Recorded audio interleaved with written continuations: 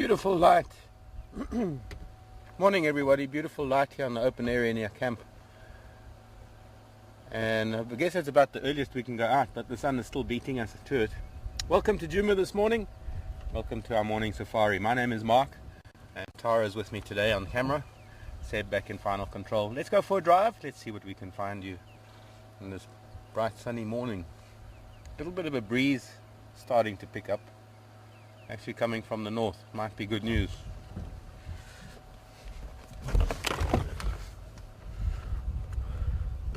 Speaking of north, actually it seems to be turning the wind. It's not that consistent. I want to head back north. I want to go up to Biffles Cut Line.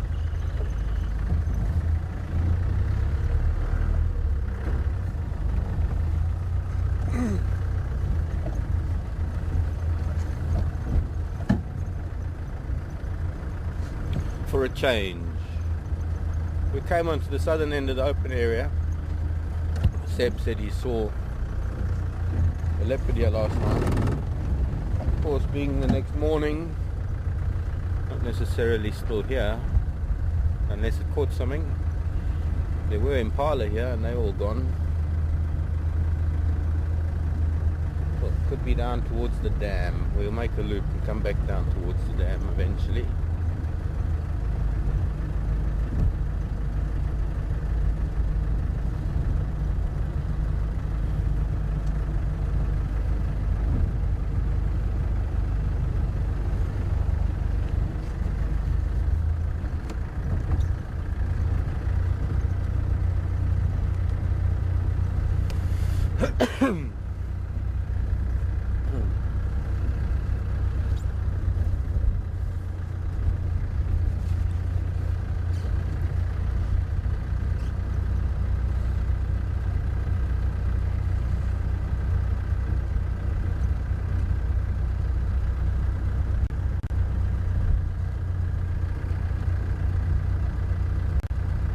Days that start off with blue skies have a greater chance of weather building up than the days that start off grey and threatening. Those are the days that tend to burn open by midday. It'll be interesting to see what cloud build-up we get today, if any. Coming into full moon, it is always a greater chance of rain happening. I see ants are starting to build things and termites are busy working as well. There's quite a lot of fresh activity here on this termite mound. In fact, there was a hornbill here earlier pecking away at the new workings and just moved a guinea fowl off of this termite mound.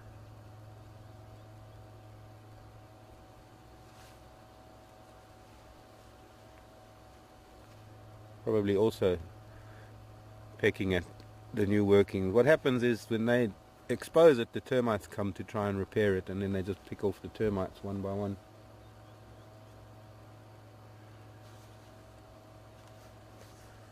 Now I have no idea. Tara and Seb have both been keeping track of how many drives they've done. I don't know how many drives I've done for the checklist. I don't even know what I've got on my checklist because I haven't kept up to date. So I'm going to enlist the help of some of you out there later, but for the time being, here's a woolly neck stalk. I think I've got woolly neck on my list. I'm not sure. Well, I'll have to get it another time. Let me go forward.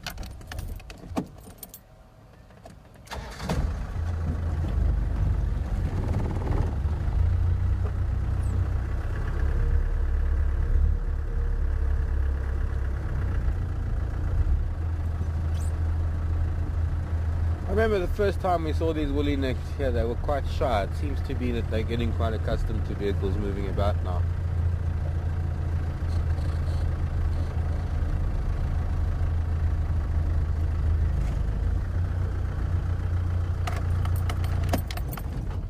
I wonder where its mate is.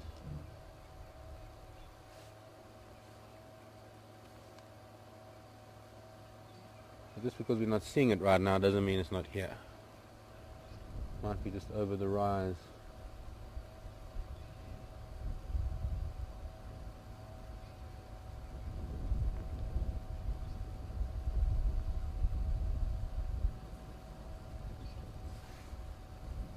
And we can almost say that they're now resident rather than just visitors to Djuma. Be interesting to find out if they're nesting somewhere here. That would probably be at the top of a tree. The very top of a tree.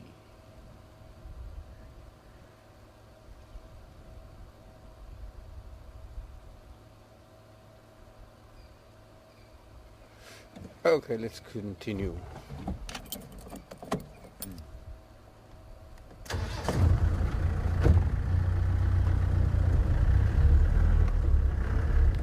Going to make one detour on the way to Buffelshoek Cutline,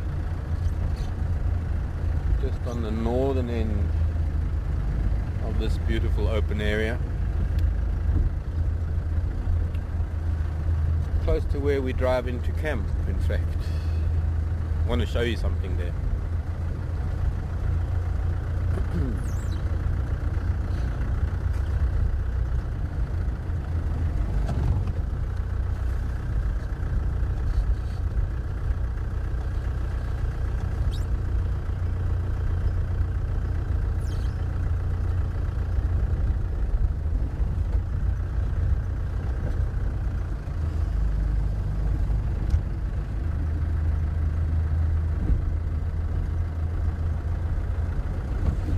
Morning, Jody, in Tijeras, New Mexico. Jody's reminding me about a law they have in that you have in the US. Look at those two pretty. Oh, he looks like he wants to mate. He's too young, and she's run off. Maybe his baby, not mate. Young male steenbuck with a female. We're coming back this way. I just thought it was nice. It was beautiful light. They would have been fine if I carried on driving, but as soon as I stopped, they ran off.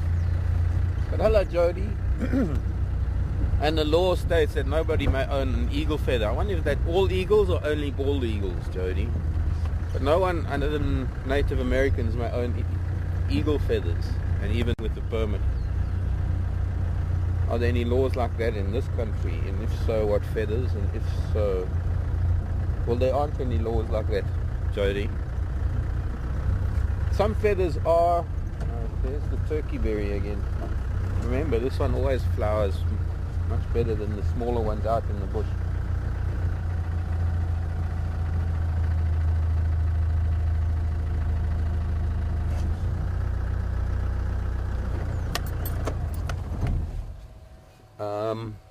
There is a tribal custom amongst, certain tribes to use certain feathers, and I think it's the Swazi, I'm not sure, Penny, if you're watching, might help me out there, that use the beautiful scarlet feathers, the royalty used the scarlet feathers of the purple-crested lory.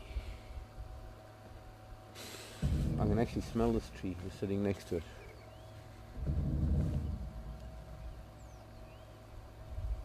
Okay. Beautiful white flowers that are turning. You can see some of them starting to turn yellow and beige, brown as they get older. Just like the gardenia. I'm sure it is gardenia family. Viacia, I think. Forget. Okay, we're just going to show you one more flower to start the day, because it's a tree that is flowering quite profusely. And I haven't seen many others of its species flowering out there. This is and it's coming out of bloom now. But on the left side of the zebrawood, and I noticed this at home when I was at home a few weeks ago, every now and then there's a zebrawood in full bloom. And you don't often see the zebrawood's flowers. But I just thought this year we're going to try and see as many of the trees in bloom as possible. Dalbergia melanoxylon. Melano meaning black, Xylon meaning heartwood, because it has a very black and very hard heartwood. Actually, I'll have to bring my zebra wood stick later to show you. Really beautiful wood and very, very hard. The black hardwood is often referred to as ebony, and you find carvings in curio shops that they refer to as ebony, but it isn't ebony. Ebony in color. It's actually harder than ebony itself, and exceptionally tough, exceptionally hard to work. One of the harder woods.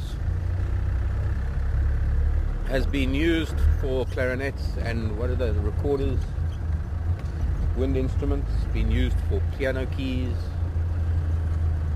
Been used, well, apart from all the other carvings.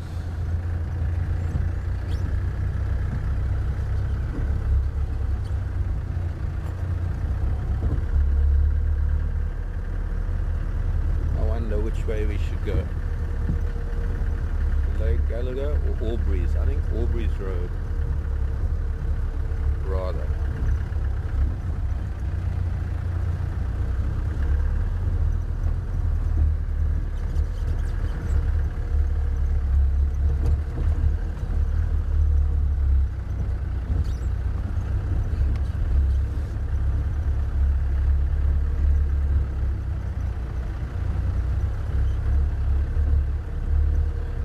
Getting back to feathers, I've always collected feathers. I've never had a problem. Nobody's ever said anything to me. I find feathers that have been shed by birds.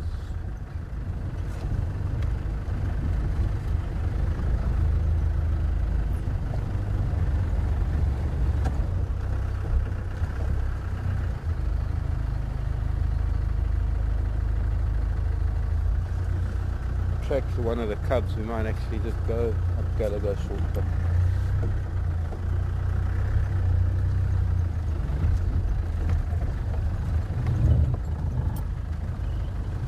Sounds like the steering rod's bent again.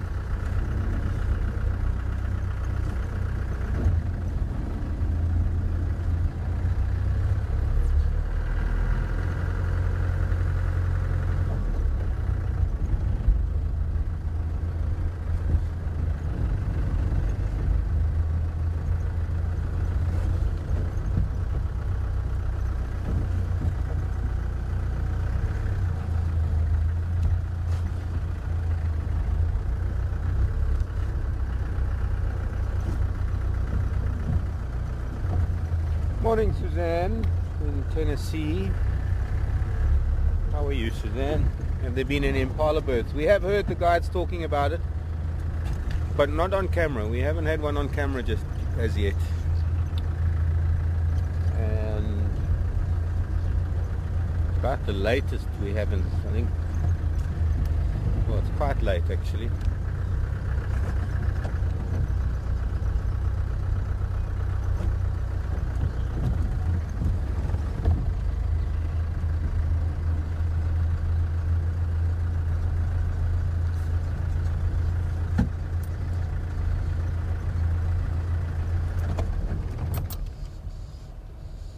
Some things here, starlings and wood hippoos and a bunch of other birds are making a racket.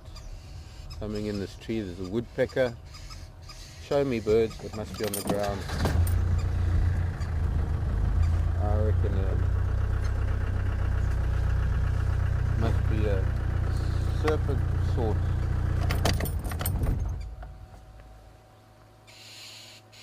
Was that a squirrel?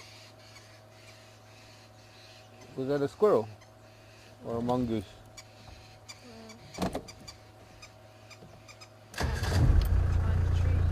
Well, it ran down out of this terminalia and then to the back there, and one of the starlings went for it.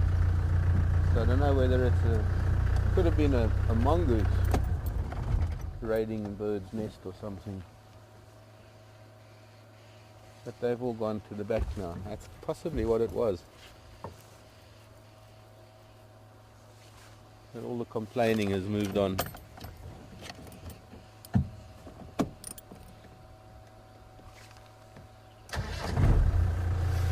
Got a little excited, thought we'd see a snake.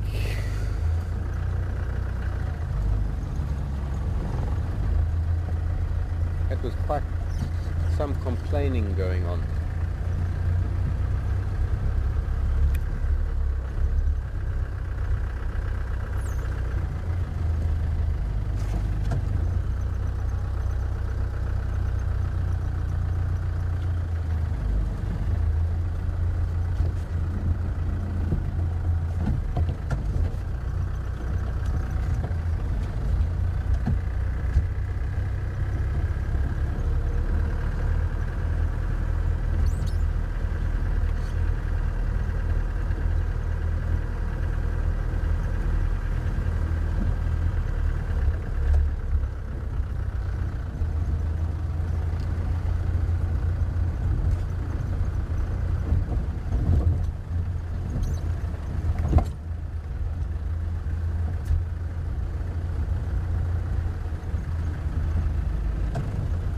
Morning, Joanne.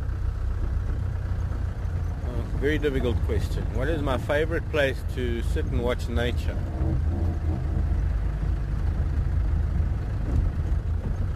Anywhere that I'm in nature, really. Who's that on a dead tree? I can see from here who it is.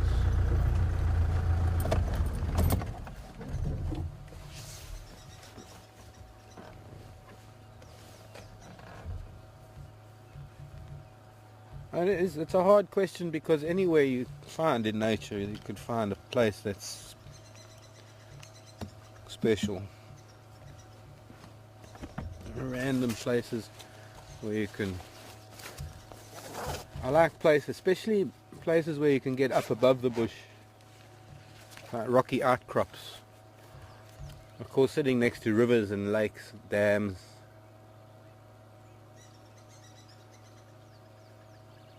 That's a sub-adult female. Just getting her colors, actually.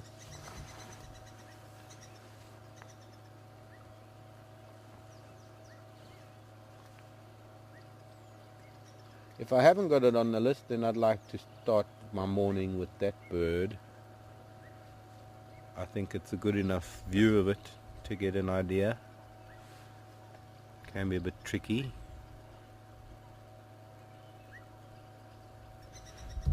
But its longer wingtips might be a giveaway.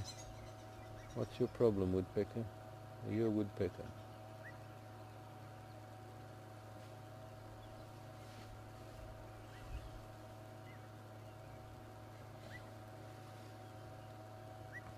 And if I do have it on my list, please let me know. In fact, we might just do that today so that I can catch up. Let me see if I've got it on.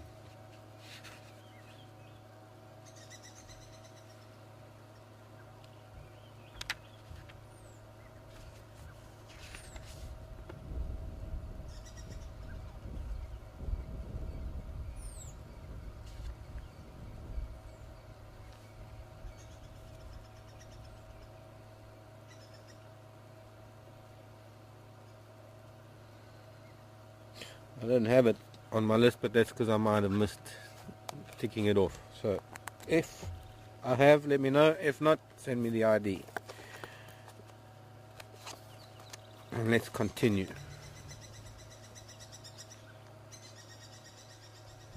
I don't know if I can see this bird that's making a noise.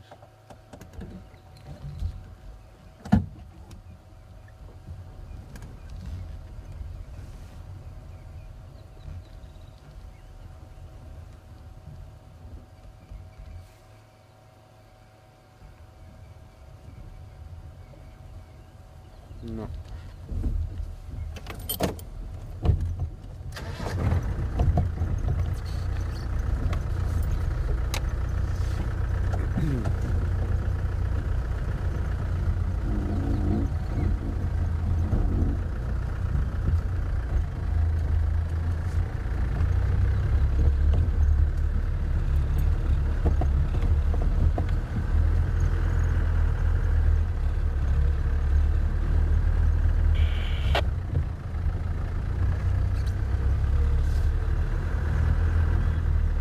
Closer view of it.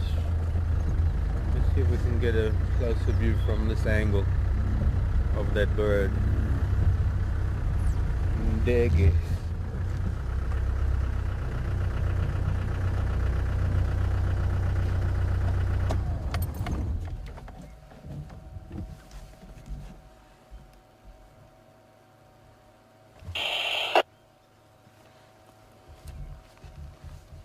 Behind a tree for me, so I can't see. What's mobbing it? A drongo? Can't see.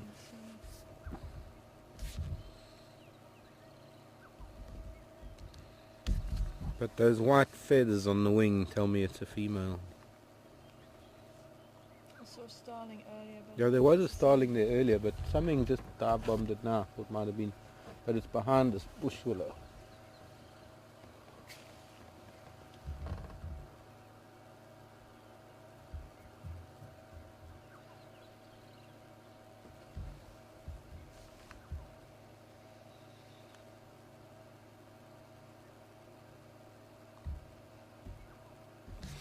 Okay, let's continue.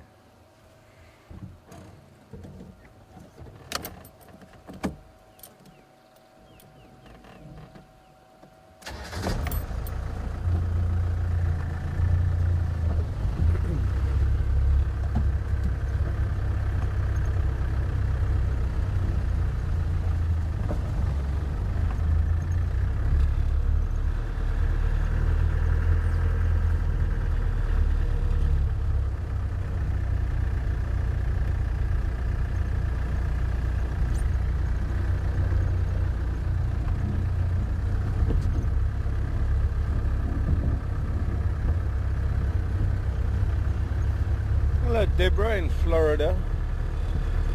Any trees that have aromatic wood? Gosh, a number of them do. I suppose the most would be the tambuti. It's about the most aromatic wood. But almost every wood has got a particular smell to it. In fact, I know some people that can identify wood just by its smell. Not that it can replace your potpourri in the bathroom. It's not that aromatic, but when you cut it, each tree does have its own distinct smell.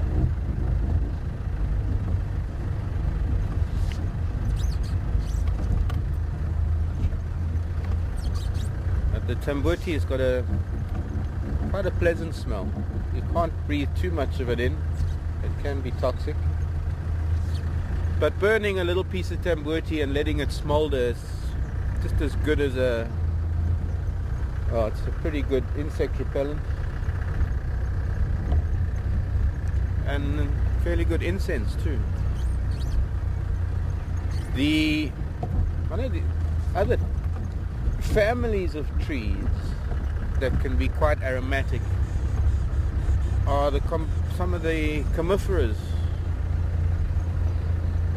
What we call the corkwoods. It's not cork because the true cork is a quercus, it is an oak, and we don't get oaks in Africa. Although I do know of some really magical specimens of cork trees, cork quercuses, that have been planted hundreds of years ago, and some of the first people that came to this country. And magnificent specimens of oaks.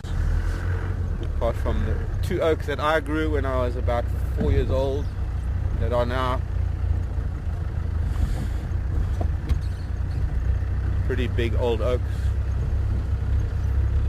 No, they're not old. I suppose that as oaks go, they're quite young. Anyways, our corkwoods belong to the myrrh family, as in frankincense and myrrh. And a number of the comiferas have aromatic bark or aromatic properties, as does myrrh. M-Y-R-R. I think it's spelled, or is it M-Y-R-H? How's it? I forget how it's spelled. But the family is the Myrrhaceae. The myrrh family. What else? What other trees might be aromatic? Oh, we get a lot of plants that are aromatic.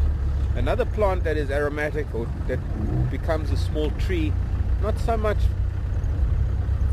the wood but the leaves, is the small knobwood. Once again, not to be confused with the knobthorn, but the small knobwood is also known as a citrus bush, and it's not related to the citrus. It's just that crushing its leaves and has a very, very strong citrus, almost citronella type smell to it. And it is utilized by the citrus swallowtail butterfly, believe it or not, as a host plant. Right, let's see what we have in this northern part.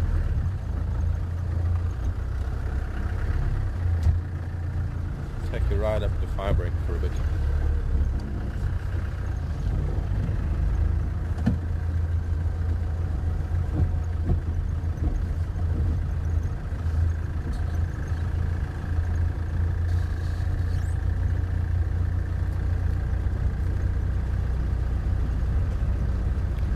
Having said that, there are small knobwoods or citrus bush here in the Sabi Sand. In fact, down south they're quite common, but I haven't seen a single specimen here on Djuma.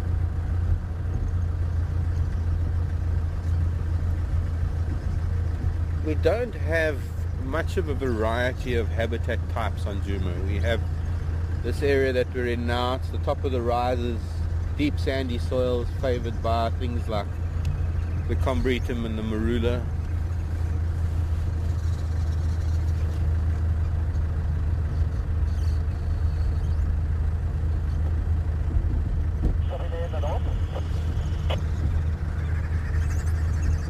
Morning. Good morning. Yeah, it's wonderful sunshine. Moving towards the planet south from double M. Double M. Copy that, thank you. Doesn't help me very much. Cheetah going to Cheetah Plains. That means since we are Djuma, we should be getting the animal that's associated with Djuma coming our way. And that is the reason why I'm here in the north, because at some point they've got to come south. They can't stay up on Buffelshoek forever.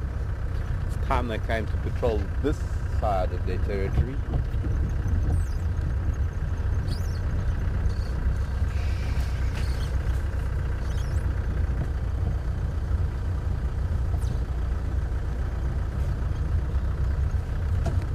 Hello, Arlene.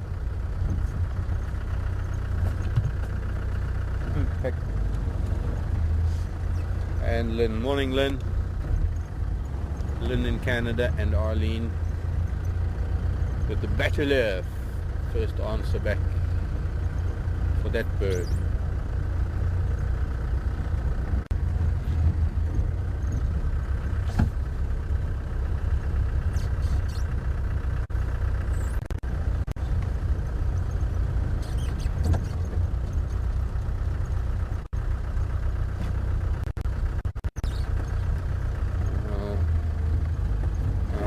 Have to wait some closer step breaking up here. I won't be down here too long. We're just going to have a look at the top of Sandy Paddy North, across Sydney's Dam, have a chat to some impala, might even find a bird or two.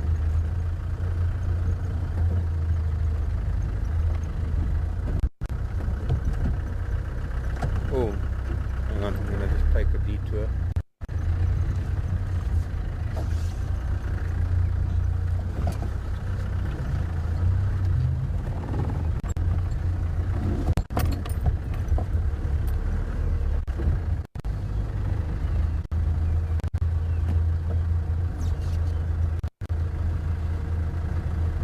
Mainly because I saw a flower that's going to be coming out. And hopefully this one's not going to get eaten. Not as red as the other one. I'm not too sure if it's even the same species. But it is a crinum. this could be Crinum macawani rather than the Crinum bufinoides that we had. Hard to tell. The leaves are a little bit wavy, and that's why I think it might be the same one, because that had wavy leaves on the bufinoides. But you remember how red and pink that one was, but it seems that they come in a variety of shades of white and pink. White to pink. Leaves have been eaten down quite a bit.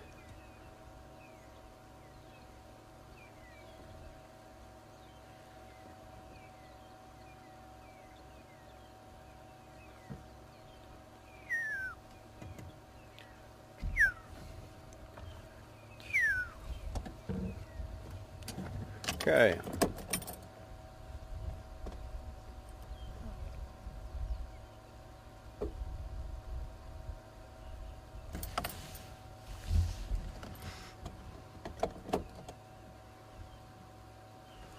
Be interesting to see that opening up in a day or two. And I'm sure there will be more.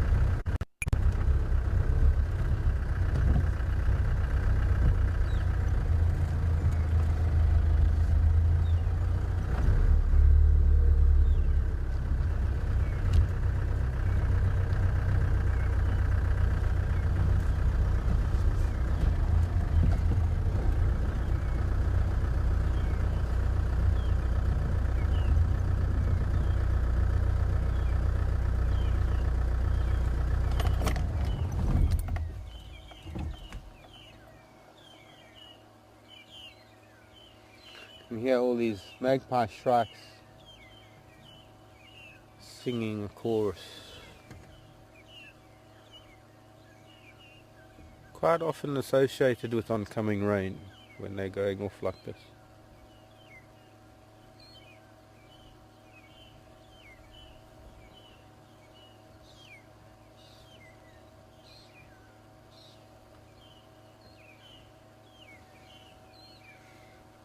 Pretty light on the Impala this morning.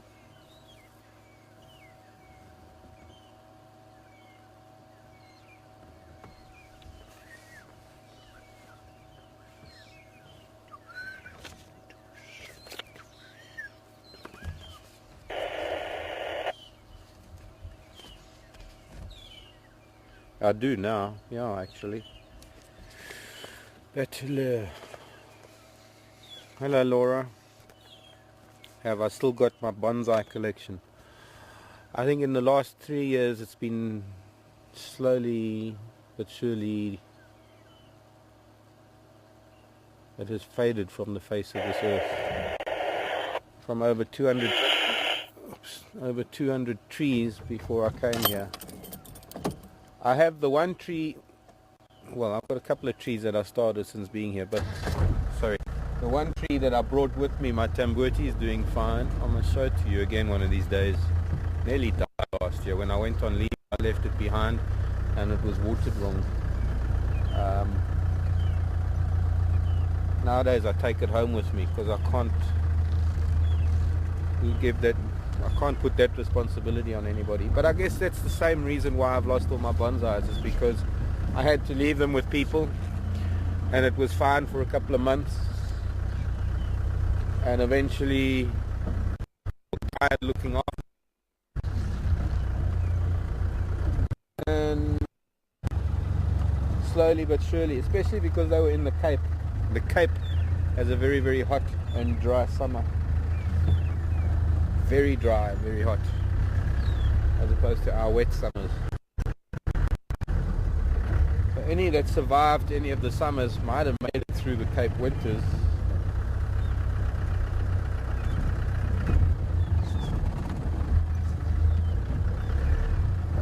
And now I believe my brother's sold his farm, and I don't have to find out, because I doubt whether if there are any left. There's no way I can get there by the end of the month, and evidently the new owners of his farm are taking occupancy from the end of the month. There was a bird on this open plain that I wanted, and I can't find it now.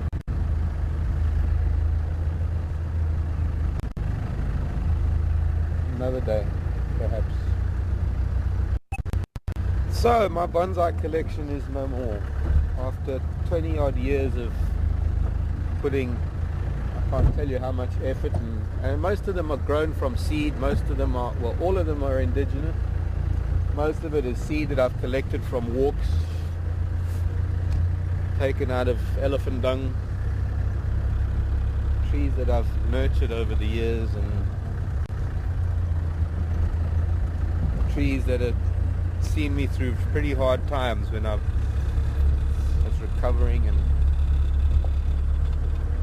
well, sad really, but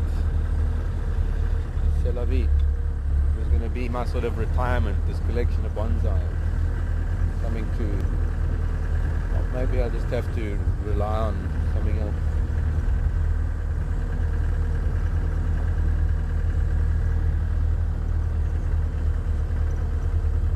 I was supposed to try and get to the Cape on our next leave, but that's not going to be possible anymore. So I don't know if I don't know when I'll get back there. It's going to be at the end of the summer.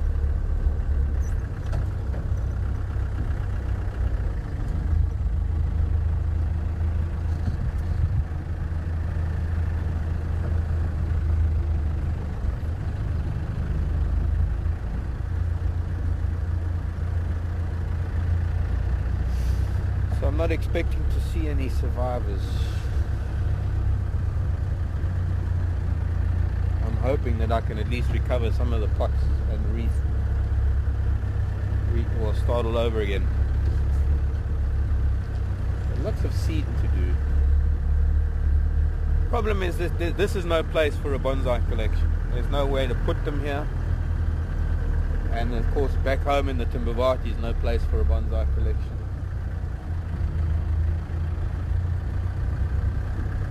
But it's happened over time. I mean, the last 20 years or so, I've always had to leave some trees behind wherever I've been. I've always grown them, and I've always had to leave them behind. When I left Tanzania, the first time, I left a huge collection of trees and actually planted them all out. It'd be interesting to know how they grew. I planted them around camp. So they no longer were bonsais, they then could become real trees.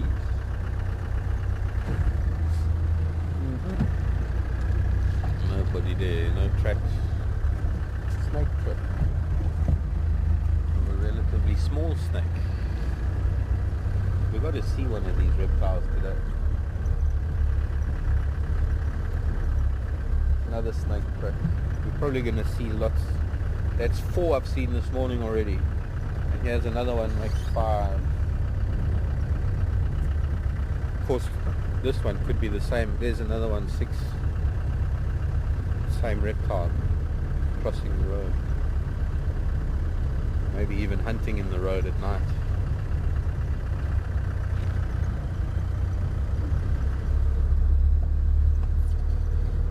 Okay, there was that question when I was at Sydney's Dam. Should be able to get you now.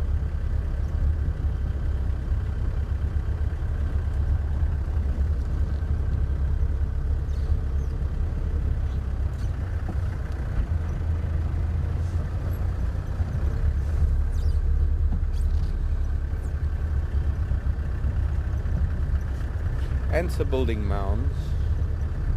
They're expecting a weather change. A tree frog in my bathroom has changed colour. He's expecting rain. I think he's a he because he's small.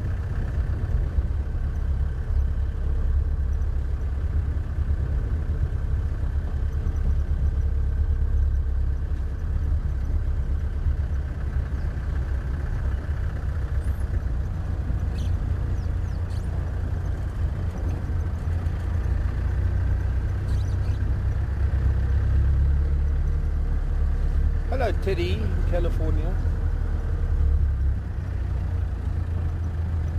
Wanting to know if South Africa produces any potpourri. We do indeed. There are a number of,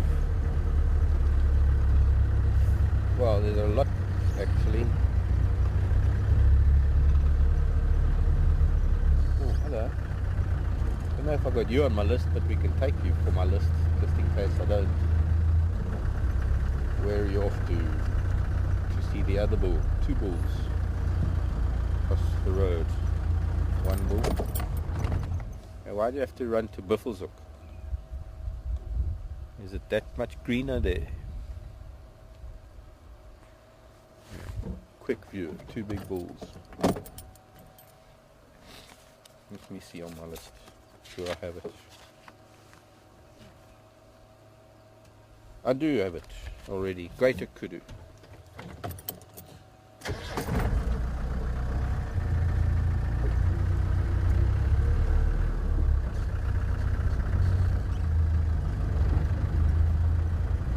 And Teddy wanted to know if that tree with the white flower, there's number 7 I think, snake track. The white, I suppose that was the zebra wood we had. If it has a fragrance. Not really. Not really.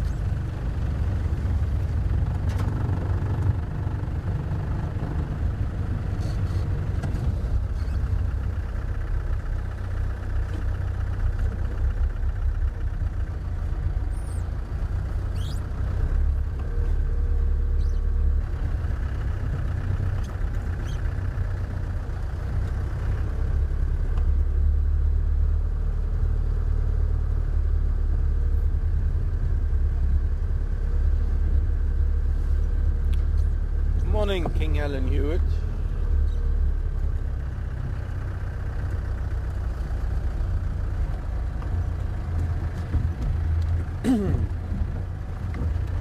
Alan was referring to chat yesterday. Chat was, some people in chat were chatting about the smell of leopard. It's not so much the smell of the cat, but the smell of the cat's territorial spray. Ah, there it is. Been waiting days to see this flower. That's in the sun. It's going to be in the sun. I just got back a little bit, and now I have to go and take a photograph of it. But I've been waiting for these flowers. Looks like it could be a really pretty show if it all opens up. But Alan, there is a strong resemblance to the smell of popcorn when you smell that fresh leopard's territorial spray.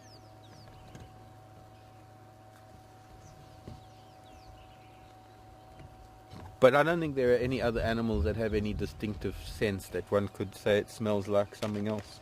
Something. I mean, they are distinctive animal smells. I'm just going to get a photo of this. Where's my... There.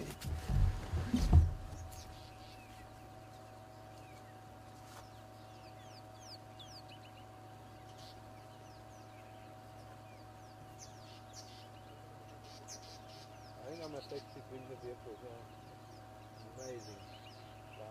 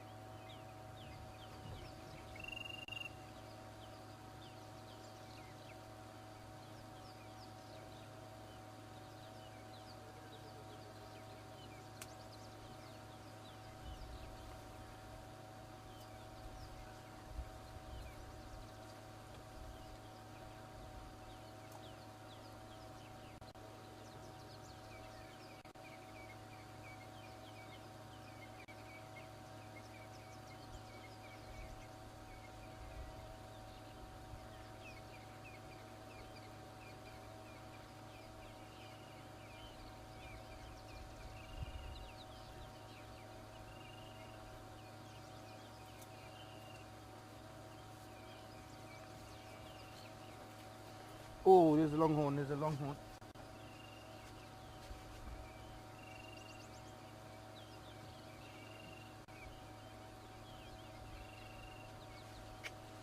There's a beautiful metallic blue longhorn that just flew by and I nearly got it. But it flew away. Okay, that is a really special flower, by the way.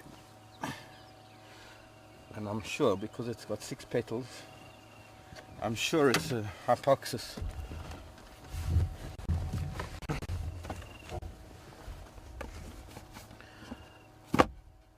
And the one thing that really amazed me was there's a tiny cricket, bush cricket. Could be mistaken for a katydid, I suppose. But there's a very, very tiny cricket. I mean, it's probably about 5 millimeters long, and its antenna are probably about 2 centimeters long. And I hope it comes out in my photograph. I can only see that when I get back to put it on a computer. So, H. Helio, hetero, hibiscus, herpic, hernia, hyacinth, Pericum, hypoestes, hypoxis, 78.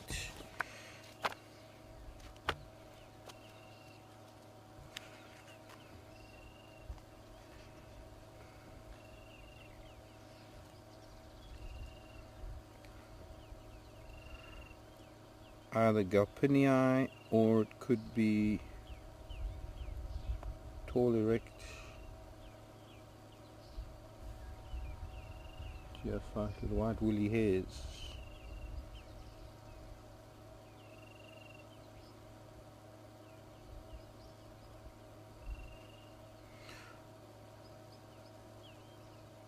Rigidula. That's one of the. Could be, although it doesn't have very, very distinctly veined leaves, does it? Oh, and who's that? There's a hoverfly. See, I wish I could have caught that on the flower too. Definitely a hypoxis though. Known as a wild potato, believe it or not. And it has incredible medicinal value. Also known as a star lily.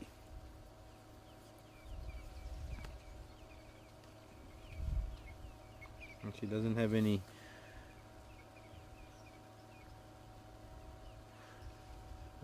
common names in this book.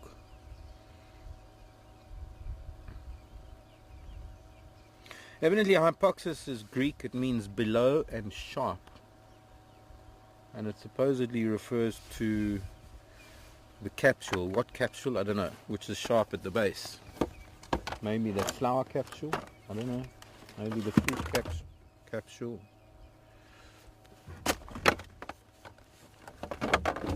Okay, that blanket's getting in the way. Oh well, we'll see if they come out. If they don't, I'll have to come and find it again.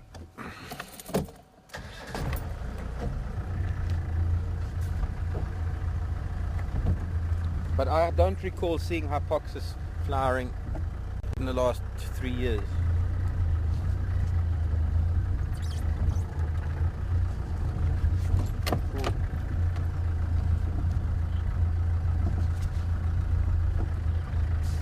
Reasons why I've been watching this particular flower so much is because of it. Oh, I better put my earpiece in.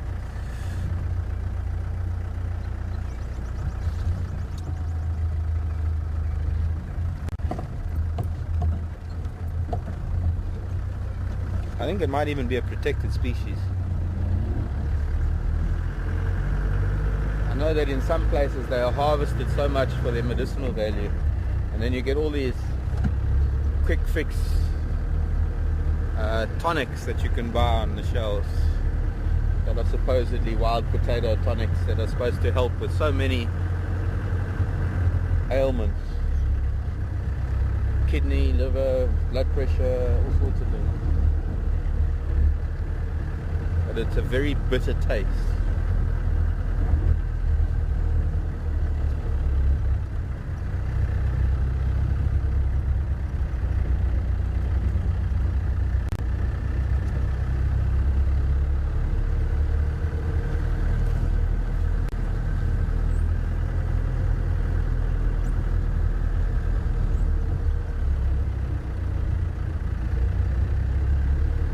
Morning, Billy Bob. Do we have many wildfires? Not here per se, no. Africa, yes, in general. When you fly over Africa in the dry season, and I used to do that quite a bit. Fires everywhere. Largely as a result of slash and burn agriculture. Largely as a result of vast areas being inaccessible to firefighting. Well, I suppose if there were firefighting teams, it would be inaccessible to them, but they don't exist. So it's not like when we get wildfires going through parts of Africa that you're going to get the kind of response that you might get in places where we've had some pretty horrific fires like Sydney, California, Greece.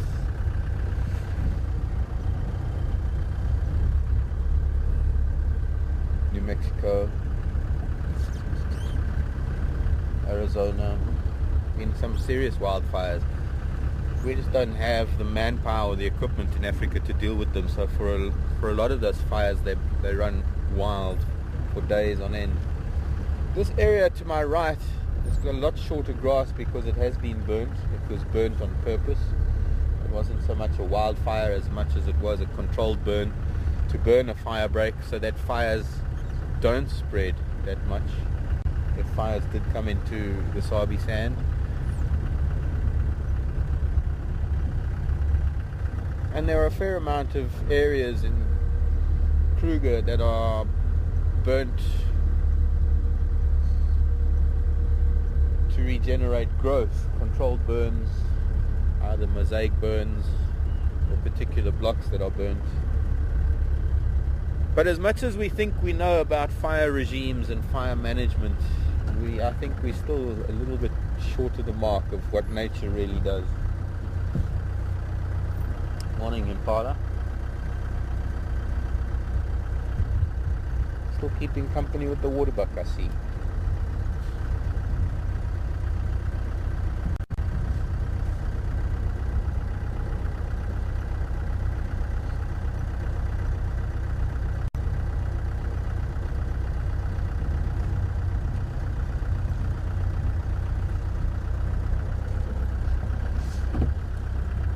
Like this male waterbuck is testing the females. Fine angle.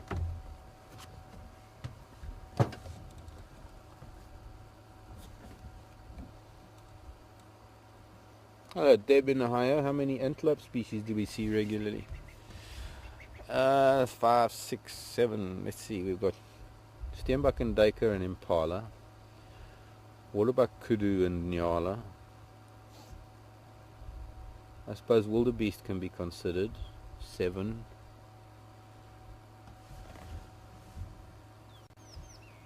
Bushbuck, not regularly, but bushbuck's number 8. What have I left out?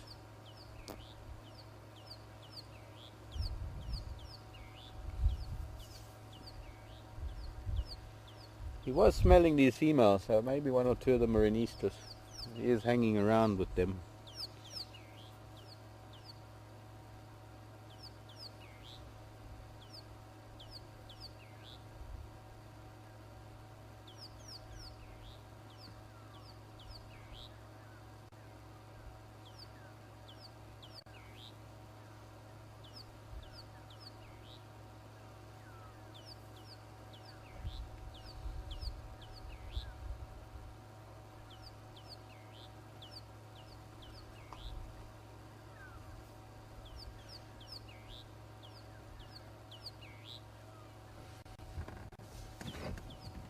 Do you have to stand behind a tree like that?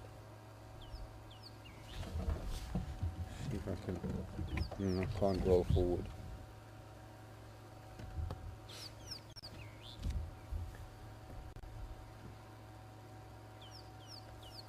He's quite a magnificent animal, this waterbuck.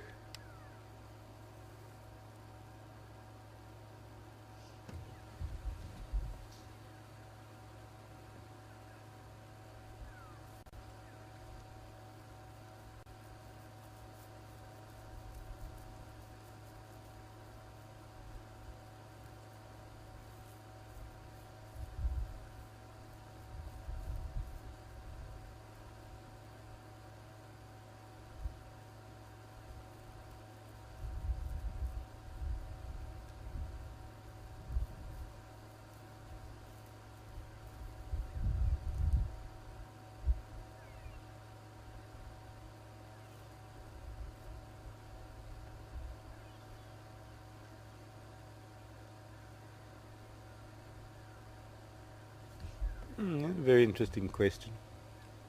Coming from Canada.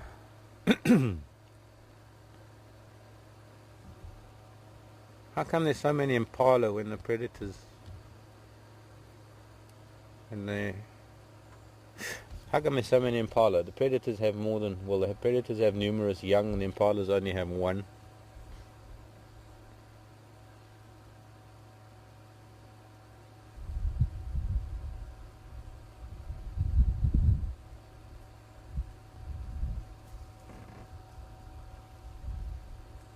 She doesn't want to know you, boy. Not today.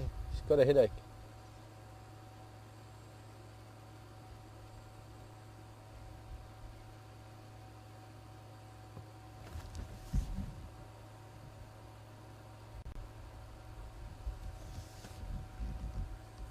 That is a waterbuck bull in his prime.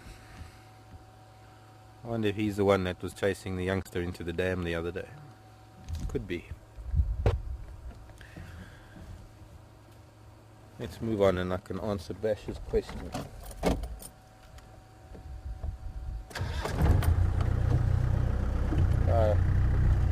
Bye-bye.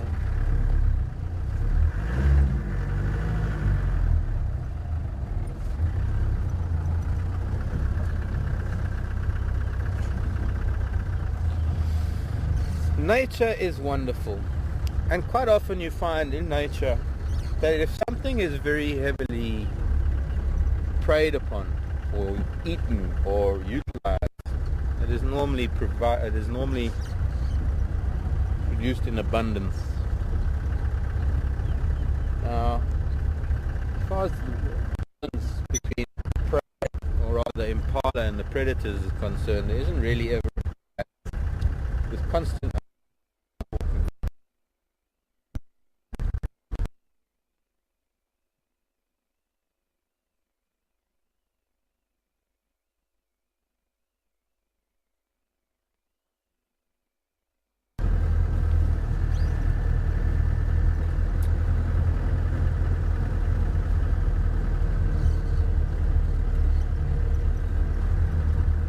phrase you hear very, very often, the balance of nature. Nature's balance.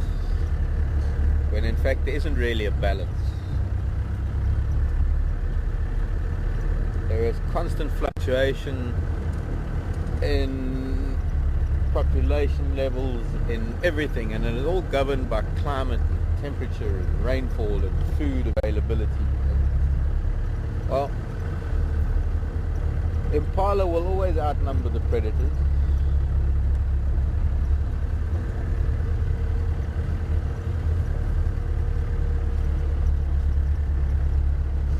But I suppose if to speak of a balance, the thing is with predators that they prey on other things other than impala. So it's not that the pressure is only on the impala. I think that they're given a little bit of a break most of the year. And also the fact that there's so many of them and they all give birth at the same time ensures that some of them are going to survive, because predators can't get all of them in the first week. There have to be those that survive.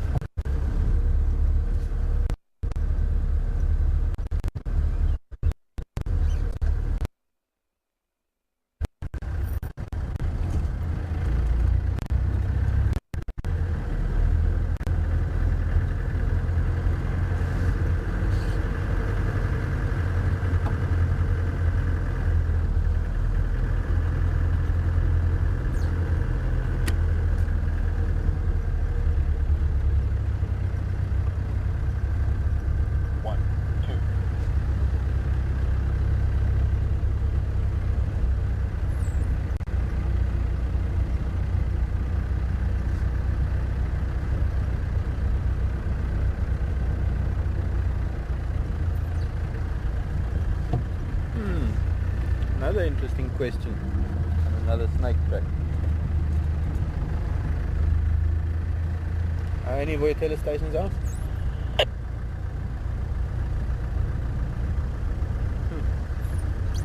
Carolyn.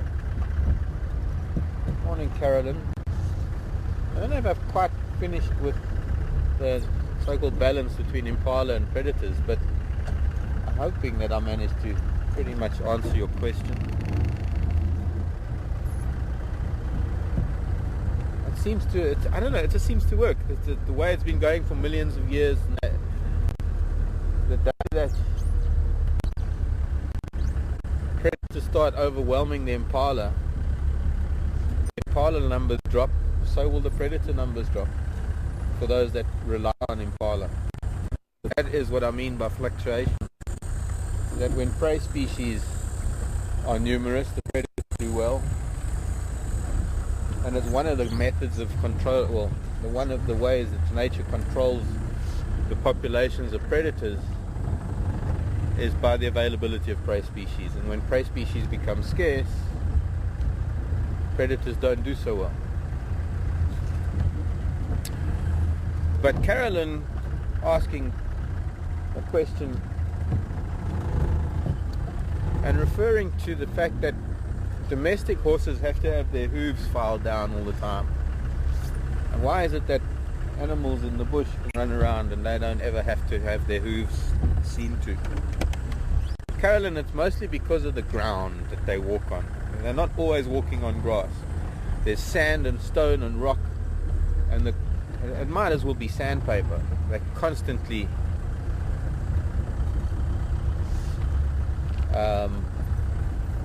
walking on a surface that is wearing their hooves down as they grow, so it doesn't need to be done. It's only, I suppose, in domestic situations where horses are kept on turf, they don't ever get to spend the amount of time that wild animals do walking over gravel and sand and rock. Hello, you. You're an old man. Buffalo. I'm sure he was one of those ones, because those worn horns look familiar.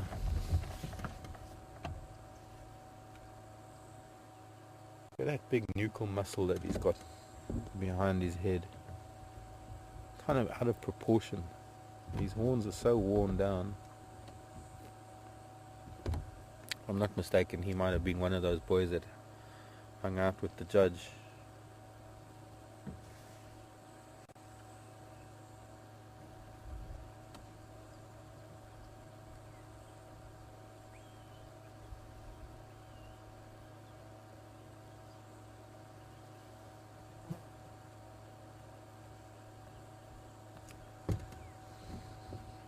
But that looks almost looks like he's got the wrong head on his body. The wrong head on the body. It looks like he needs a bigger head than that. With the size of that nuchal muscle behind his head. Somehow proportions aren't right. Okay. I'm going to go the other side of the dam.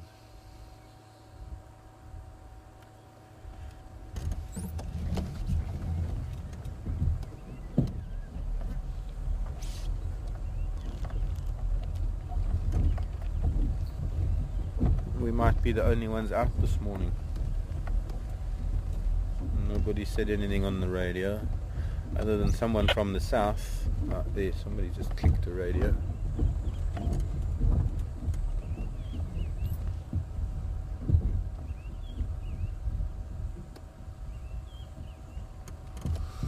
Well, so much for cats coming to Buffelshoek Dam.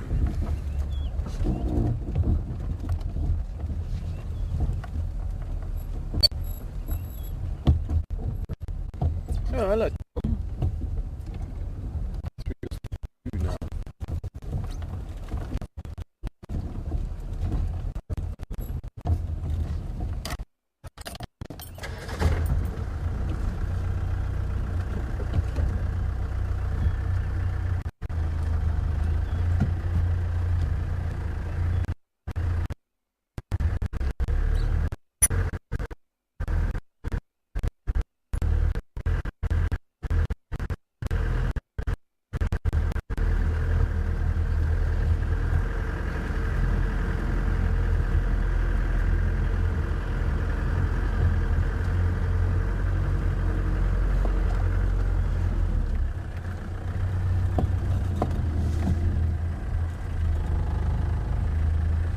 Tom in Australia was asking, what's the rarest animal I've seen in the wild?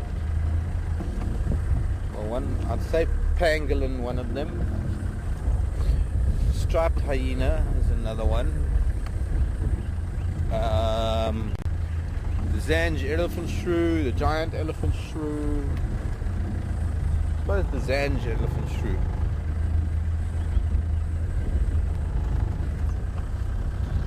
Or the golden rumped. Hello goslings, you're all there today. 2, 4, 6, 7. Yeah, the geese are doing pretty well. All of their children are still surviving.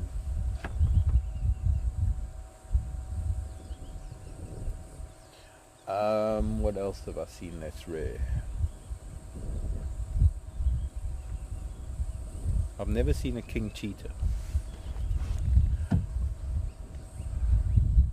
And I'm lucky enough to say that I've spent so much time with wild dog that well, I do consider myself lucky. I've spent a lot of time with cheetah and wild dog, so they wouldn't be on my list.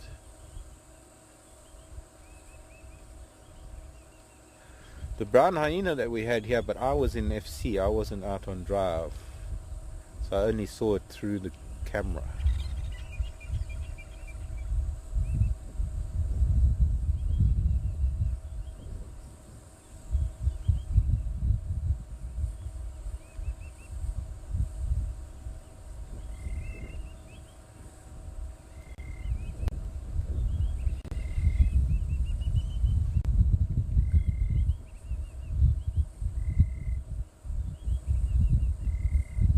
Picking up from the northwest. Let's move back north. I'm going to go to the northeastern corner.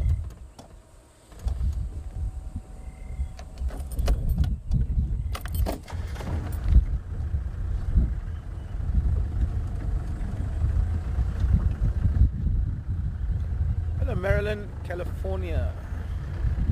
Asking about the sausage tree, if it has any fruit on it. No. By now, if there were any fruits, Maryland, we would have seen them starting to grow. It's clear that this year, I don't think that tree is going to provide any fruit. None of the ovaries seem to persist on the tree. All of the spikes that bore flowers, showing evidence of the flowers being either blown off or broken off with the ovaries, which would have developed into the fruit. So there don't appear to be any fruits this year. There weren't any fruits the first 2 summers I was here. Last summer there was.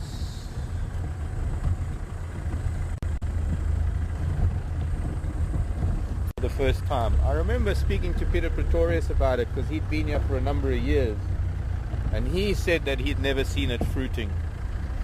Although I did find, I think it was the first year I was here, I did find some very old fruit at the base of the tree. That must have been a year or 2 old.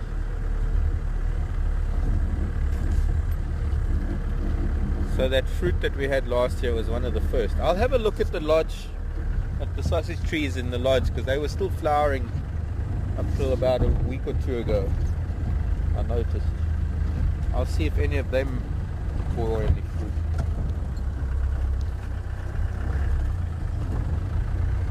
Seeing lots of baby lizards, baby sandfelt lizards.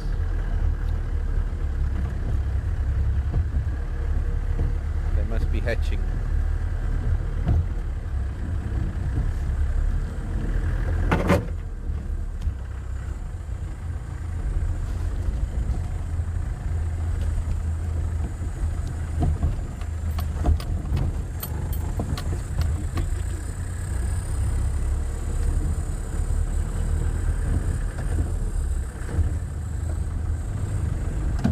Morning Roger. Have I ever tried medicinal products in South Africa? I suppose, Roger, you mean tribal or herbal medicines? I have, actually. There was a time when I thought my life was pretty much at an end, my life that I knew. Prognosis wasn't very good. at one stage, and I tried all sorts of things. I tried this hypoxis, the wild potato. I even went to a herbal, what would we call it? Tribal medicine man. I went to another Zulu medicine shop, and it was actually run by an Indian, and he's quite famous for his knowledge of herbs. And he took out a sheet of newspaper, and he put some green leaves and some brown leaves and some other leaves, and he bundled it all up, and he gave it to me. He wouldn't take any money for it. And this was in a shop in Johannesburg. It's actually quite a famous. It was near the old stock exchange in days when I didn't feel so threatened about driving into the center of Johannesburg city amongst all the skyscrapers in my little Land Rover. Anyways, I was to make a tea out of this concoction, or all these leaves, which I did.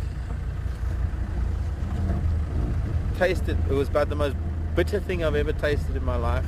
No amount of honey would sweeten it up, and I have to be honest, I didn't really give it much of a chance.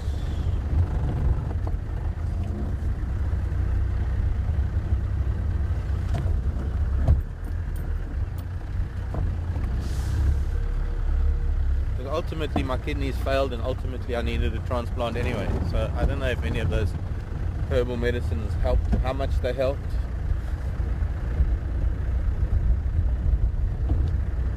There was a herbal product that I used, but it came out of California, funnily enough. That helped me a lot. It made a huge difference for a while.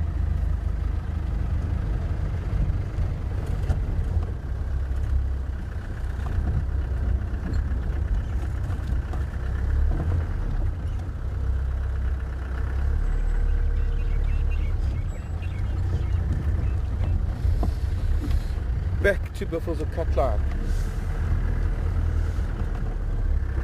Coming up to the northeastern corner. And I was hoping that maybe there were some tracks of some animals coming south out of Buffelshoek. There's been some buffalo tracks and some old elephant tracks. And hippo tracks. Snake tracks. One set of hyena tracks, but no cats. This is another fire break, by the way, that runs to the north.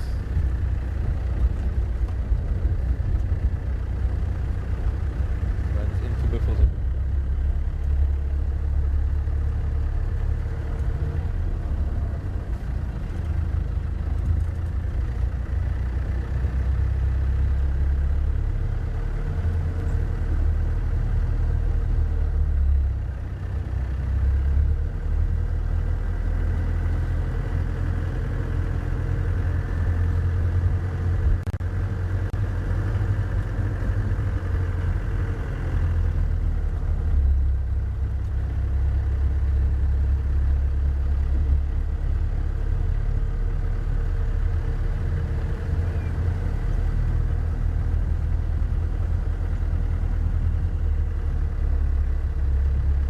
Laurie in Canada. Any crocodiles around the dams lately? No, Laurie, we're not going to get crocodiles until maybe the height of summer, when it's very wet. Some of the drainage lines might be flowing when the dams are filling up. I don't think we'll get any crocodiles till then. But at the moment, none of our dams. There are crocodiles in dams in Buffelshoek and neighbouring lodges, neighbouring dams, but not on our dam.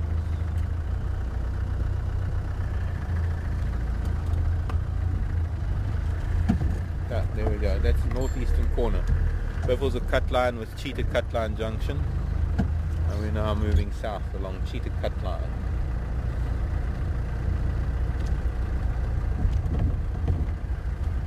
I need a Guarri branch. The flies are starting today.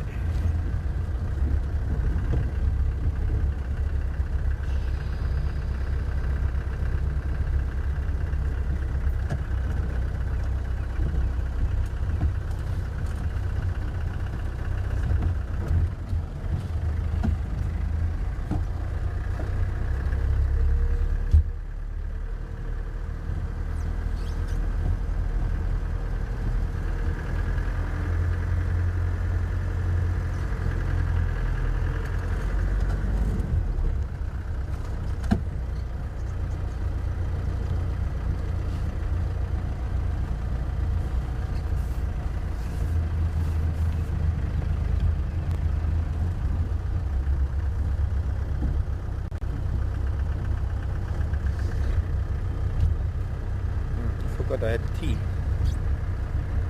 Completely forgot about my tea.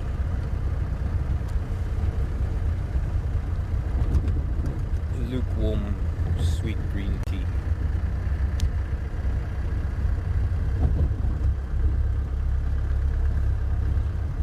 Of course, now I've got to be very careful about what plants I put in my body, because there are some, my surgeon actually gave me a whole list. Heather in Alaska might be aware of that too. But there are a bunch of plants, herbs, natural remedies, things that you can buy that are even in commercial form, like milk thistle or what are the other ones, I forget. Bunch of things that I can't take now. Anything that affects the immune system, I can't have. Can't have grapefruit.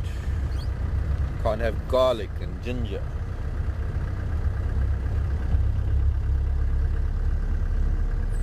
Can't have echinacea anymore.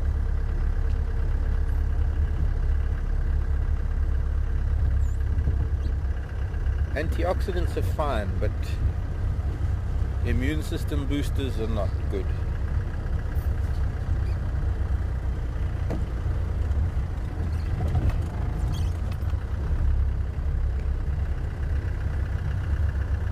Now the other day I was noticing a number of golden orb nests that were full of spiderlings, and the spiderlings were all getting ready to depart.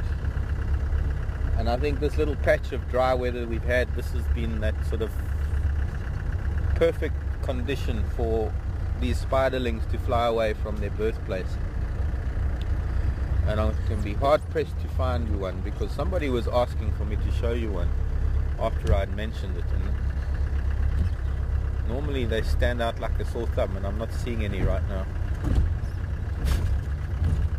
There's a lilac-crested roller shouting at something. Could be something in that marula tree.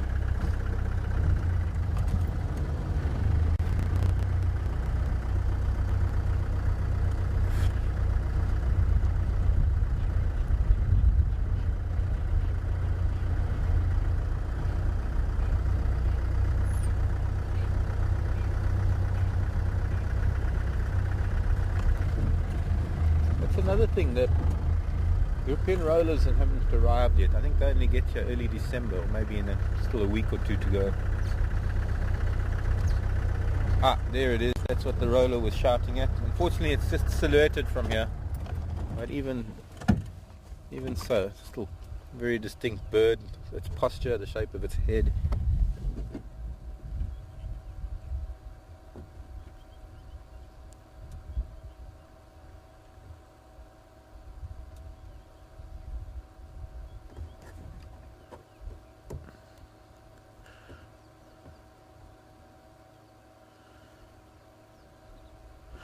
See if any of you can get it.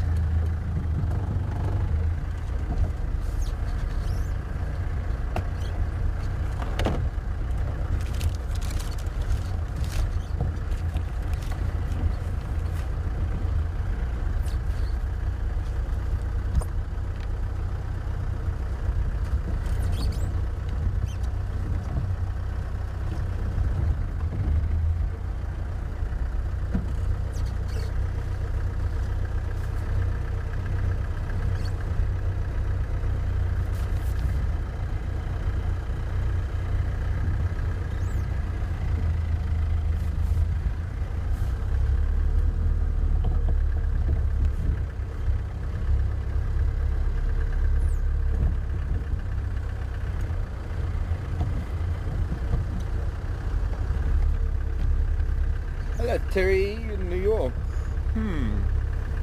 Terry saying thought that all animals traveled in groups.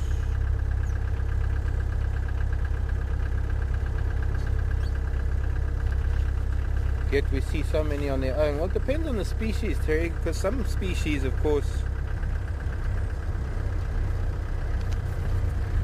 are solitary in nature. Some species are monogamous, so you only find them maybe in pairs. And like the steenbok, they're monogamous and duiker, but you don't always see the pair together. Sometimes you only see one.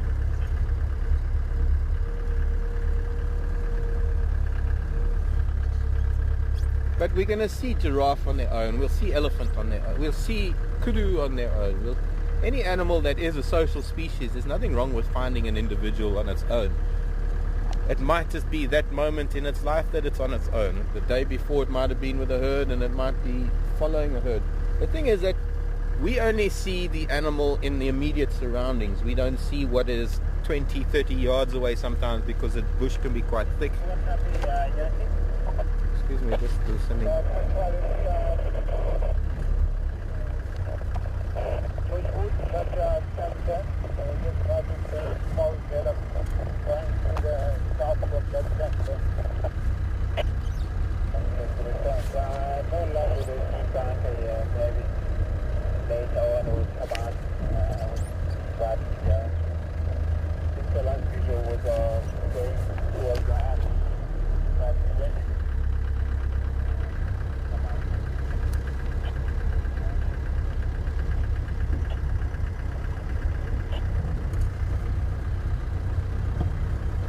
Show you quickly. It's going to be hard to maybe tell the species of that hypoxis.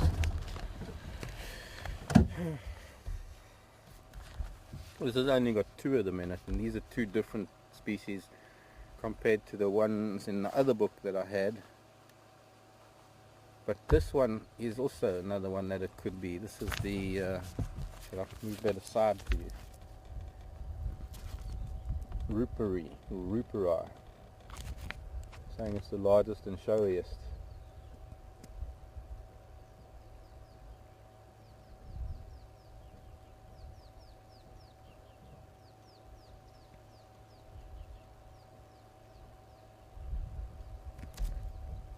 Wasn't that little one. Definitely not the little one. Anyways.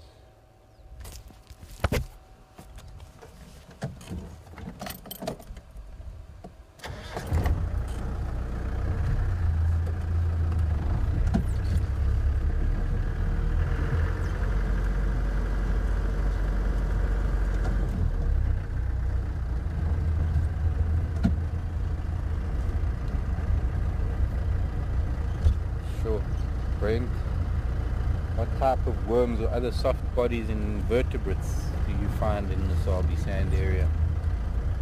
Well, obviously different species of earthworms.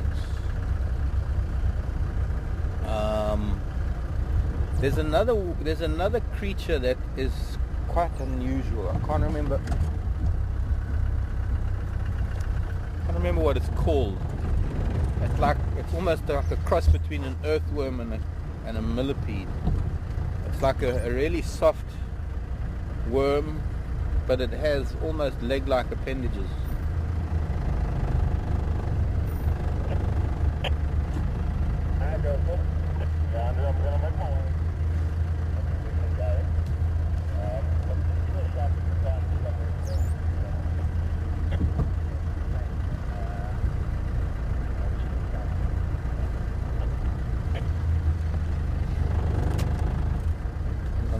Take my t-shirt off, it's getting very warm. Soft-bodied invertebrates. Well, mollusks, of course. Slugs and snails.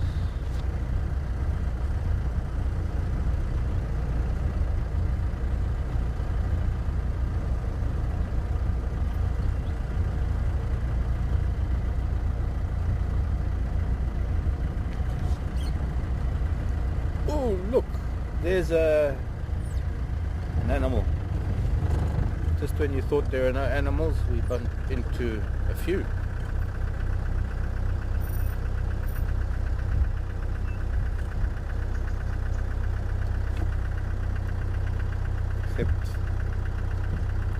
want to disturb them too much, but it would be nice to just get them with the buffalo in the background. Mr. Stallion, would you mind just staying there? Just thank you.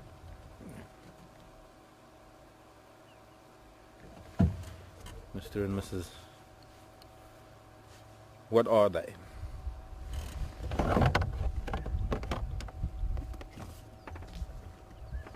Mr. and Mrs. What are they? So we've got a bird coming up for ID and this animal coming up for ID.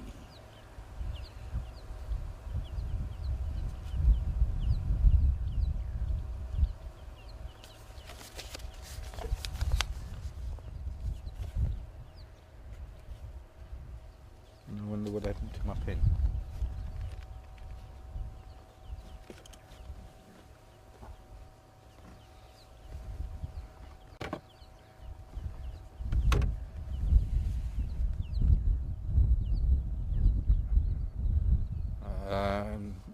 No, I don't know what you're saying, Seb, but no, it wasn't something like that.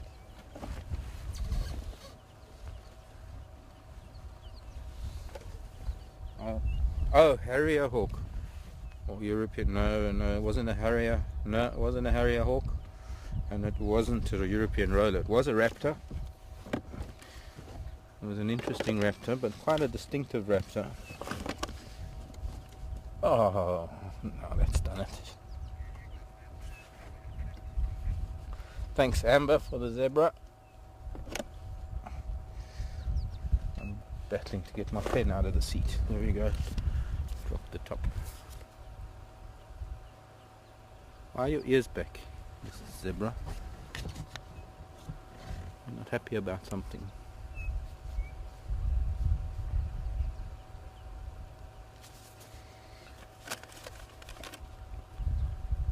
Yeah, it was a bit difficult. It was silhouetted, that bird.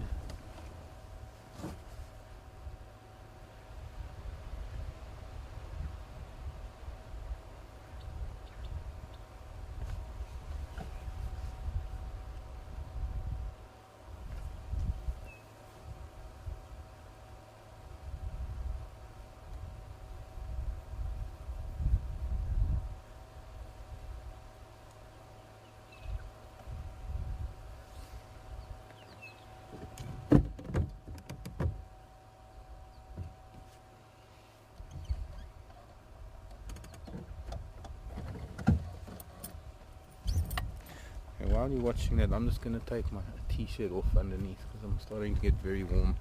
The wind that's coming in from the north is starting to become that typical northerly berg wind.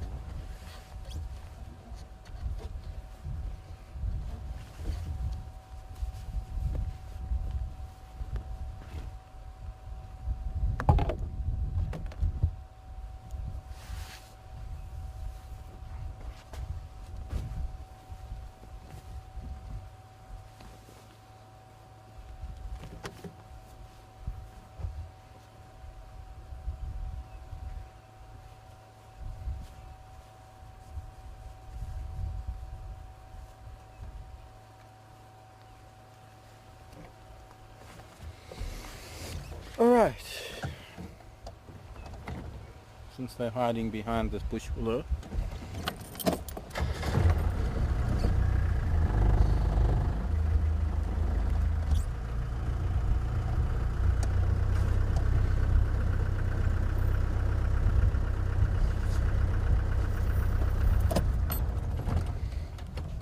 she's quite a round mare.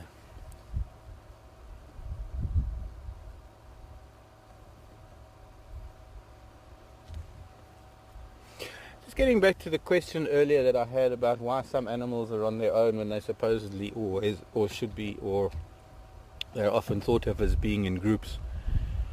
One other thing one has to consider is the habitat type, the type of terrain or habitat that we find them in.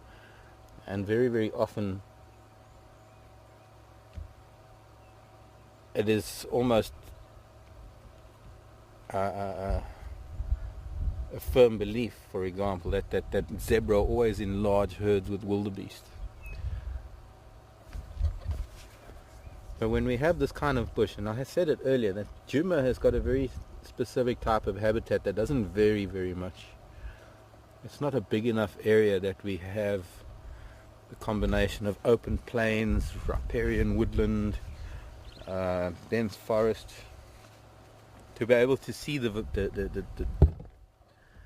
different compositions of animals that you'll find in these different habitat types. And in this type of habitat that we have, that's relatively thick bush, it's just not, it just doesn't,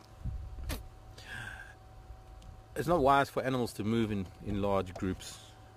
It's just a lot safer for them to live in smaller family groups, especially the likes of zebra, kudu.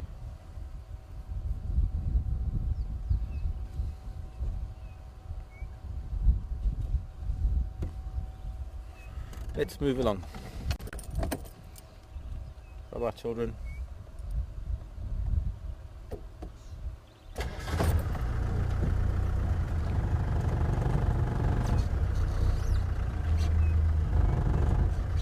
Hello, boys. Bye-bye, boys. We won't stop and look at you because then you'll get up.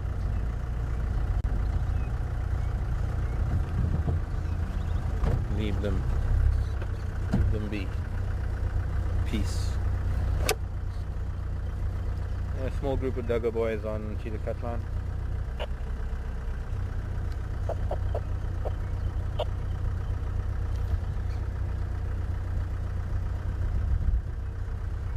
Well, Amber said plain zebra, Lynn in Canada, virtual zebra. Works for me, both of them. I know Tara's been talking a lot about the different classifications of zebra and how it's changing. I need to catch up with that info.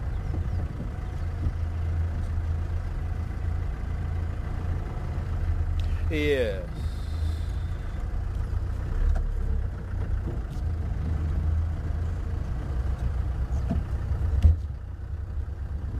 Lee. Only one coming back with the brown snake eagle. Thank you, Lee.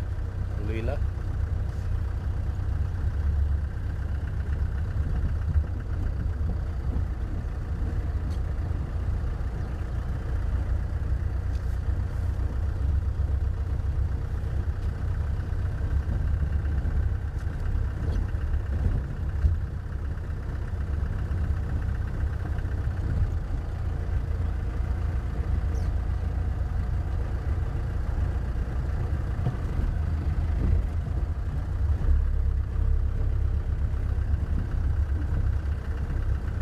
Hello, Penny. Penny had a bit of a heat wave in Durban yesterday. Same predicted for today. 36 degrees. Well, that's normal for this kind of weather change that's happening. I think one normally has a very sharp spike in temperature before thunderstorms build up, before the atmospheric pressure change that precedes this kind of weather. Oh.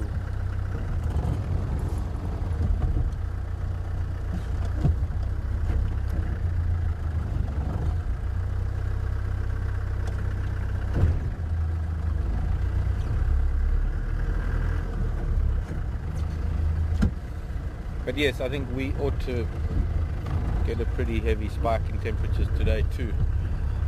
I was so busy yesterday, I had to go to the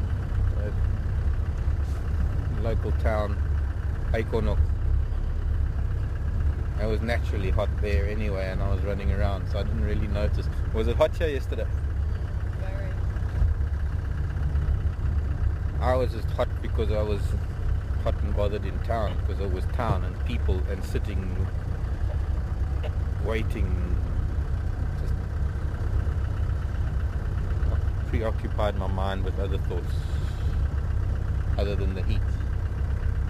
But yeah, I mean, right now, before it's even 8 o'clock in the morning, it's already in, I'd say, getting into the mid to high 20s. And on another 10 degrees by late morning.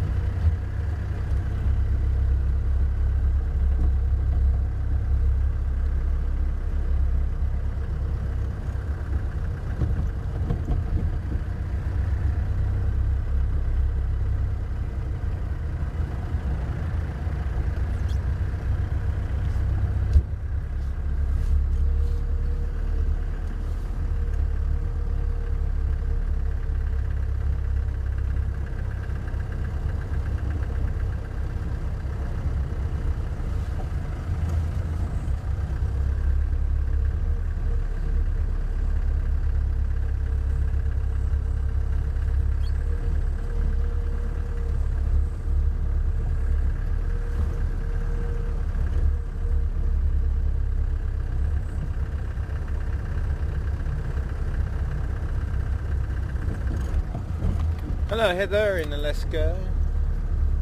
Nice to hear from you. 5 degrees in your house.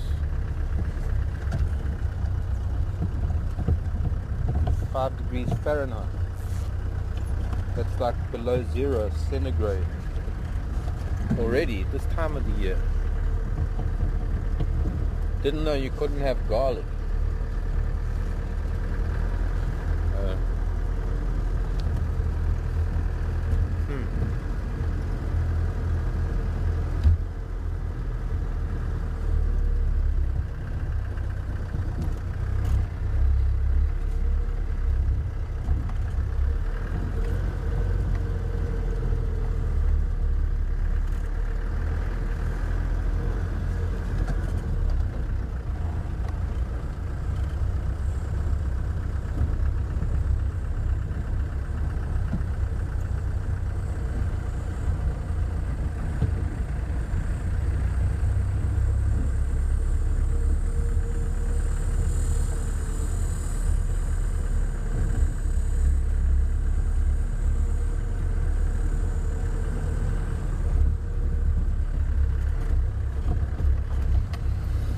Take a rare trip down Gary Main.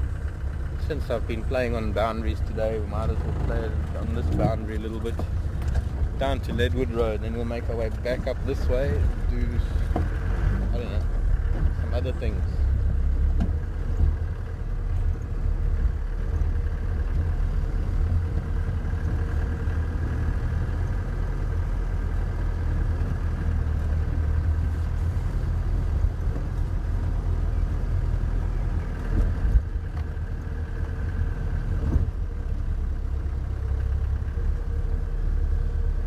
Another thing that I'm noticing are tortoise tracks. Tortoise tracks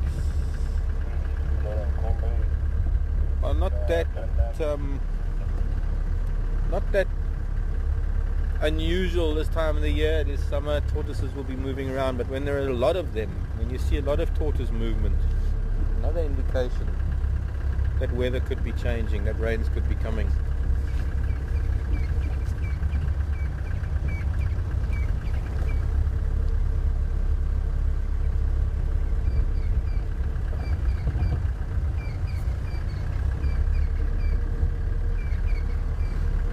Crossed over.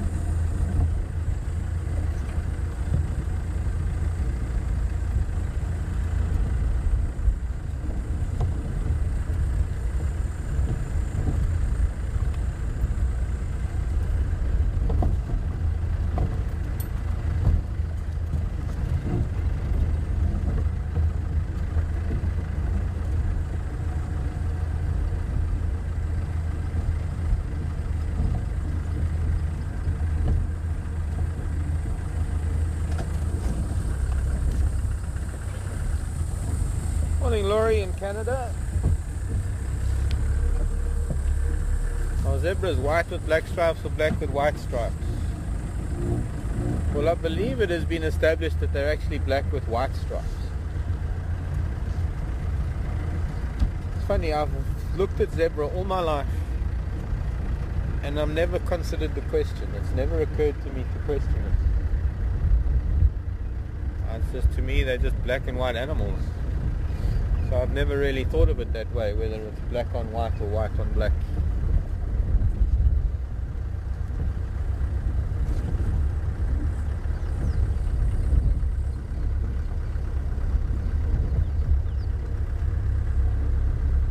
I suppose it makes sense that the animal has pigment and then it has white hair that lacks pigment, rather than an animal that is completely lacking of pigment, in which case it's either leucistic or albino.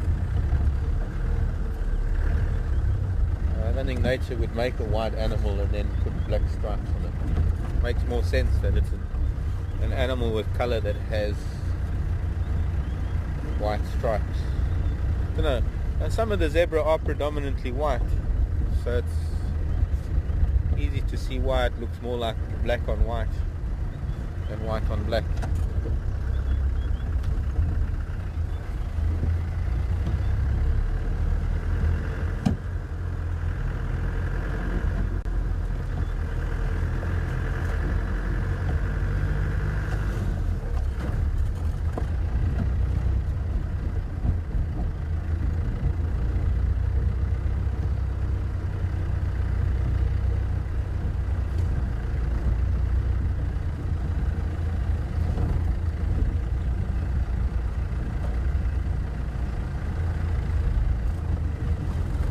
This is Leadwood Road, so we're making our way back towards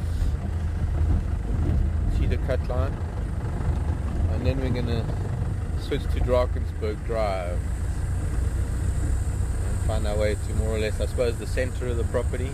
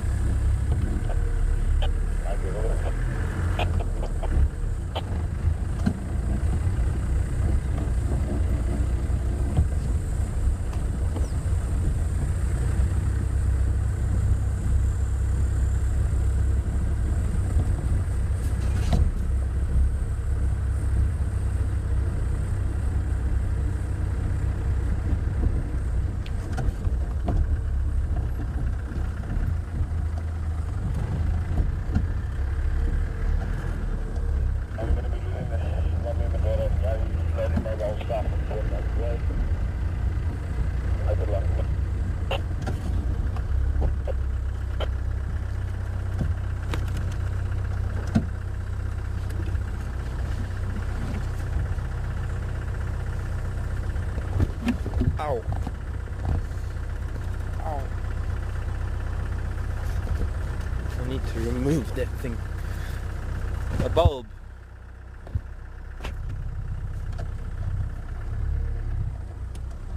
Could be one of the lilies, in fact. Now, I've picked up some of these over the years. In fact, my first year here, I picked up quite a few. And they haven't flowered yet, but this year they might, because their leaves have already started quite early because of the rains. And maybe if I add a bit of water to them, they're in the garden around camp. And I'll add this one to them as well. Problem is, you know, when something like this is uprooted either by baboon or elephant, as you can see, all its roots are gone, and it would have to grow roots before it's going to even get anywhere near flowering, and it'll take a couple of years for these roots to re-establish themselves sufficiently to be able to produce the likes of flowers and good leaves.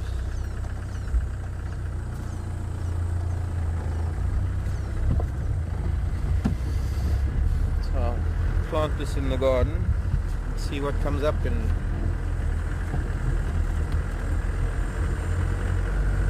can only be optimistic and hope that it'll still be here in a year or two to see what it turns into.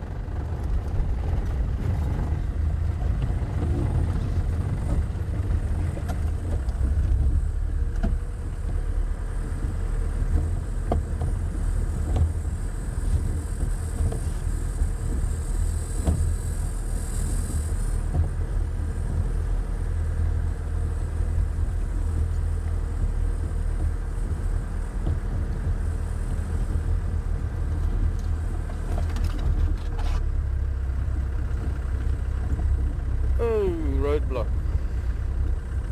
Hello, Laurie. Maybe you didn't get me earlier. Laurie just maybe didn't get the answer to a question about crocodiles. Laurie in Canada. No crocodiles, Laurie. Not yet. At any rate, maybe in the summer months we might be lucky. Once the rains come and once dams fill up, or maybe after some heavy rains, if the riverbeds, the drainage lines start flowing, we might get crocodile coming back to Twin Dams, might get crocodile coming back to Buffelshoek Dam, or Spike the crocodile might come back to Gowrie Dam, Chuma Waterhole Camp. It'll be a while, I think, before we might see any of the crocs.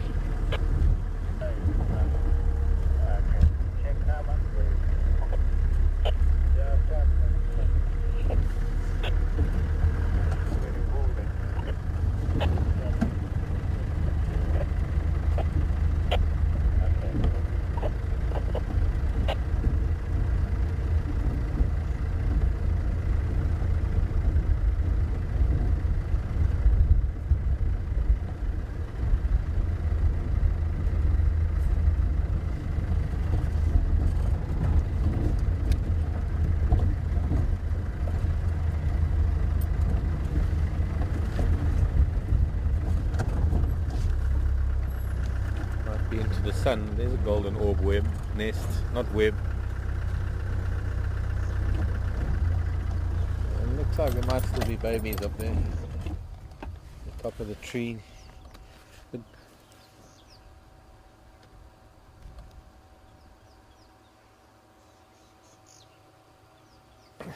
can't really see because my binoculars don't focus that close.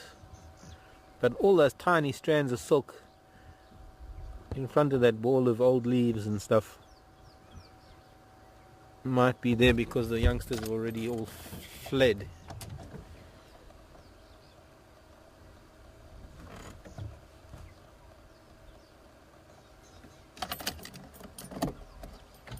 Try and find another one.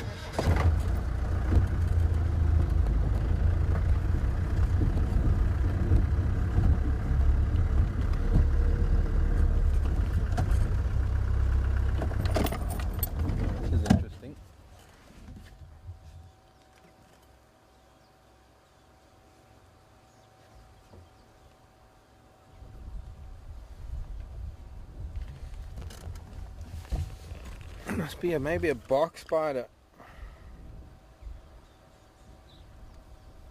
Now, there's only so much a spider can get out of a beetle like this. I'm surprised that it actually didn't manage to get out of the silk, but this is encased in silk. I don't think there's much more that the spider could have done or eaten off of this beetle. This is a very interesting beetle. It's called a click beetle, and I'm trying to just get all the silk off of it. Spiders already probably sucked nutrition out of it, and juices out of it. If it was a big spider, it would have been able to dissolve. Oh, it was a male click beetle. Really strong. I need a spine.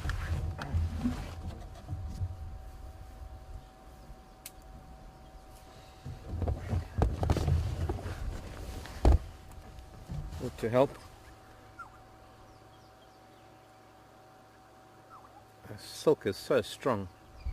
Of course, it's been wrapped around this poor beetle in so many layers, to such an extent that would have rendered this beetle totally immobile. The spider could have maybe bitten into one of the legs. I see there's still a little bit of movement in one of the legs.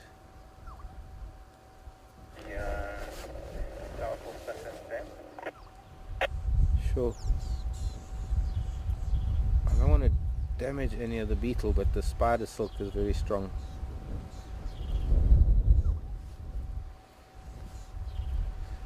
This is what sunbirds use to make their nests, their webs, their nests.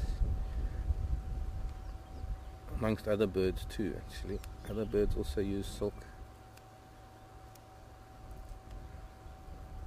I need like little surgical scissors.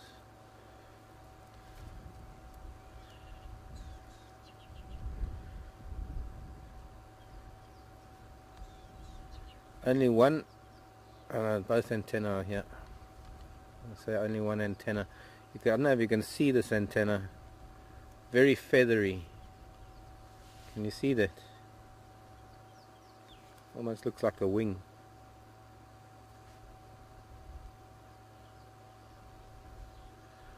Tells me it's a male, and you find that in moths as well.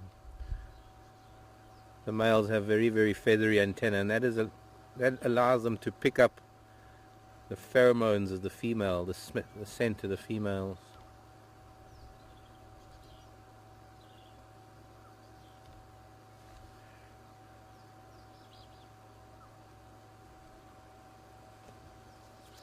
The reason why it's called a click beetle is because this beetle's actually got a defense. It has this pneumatic action with the thorax, and unfortunately this one's been sucked dry. A few nerves still making the legs move, but there we go. Most of it uncovered now. Let's get that antenna out there, and that antenna out there. Very pretty. But the head, it's got like a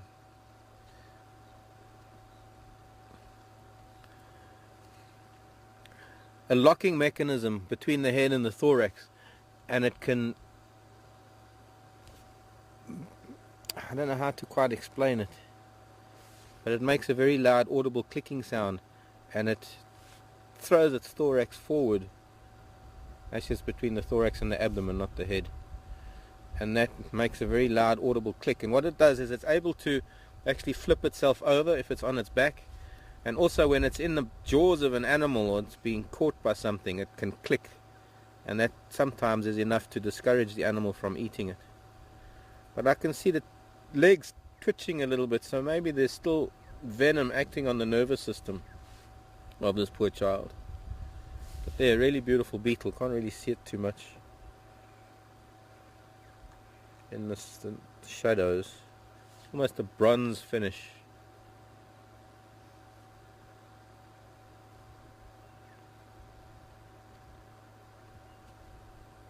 Just that one leg twitching. But those really incredible antenna. Okay.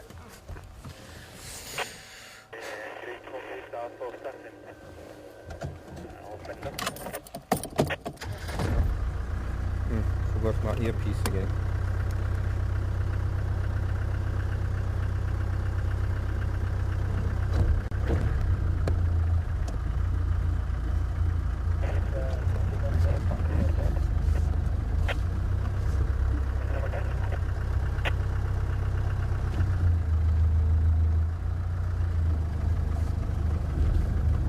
Don't know what spider it was, but it could have been a bark spider.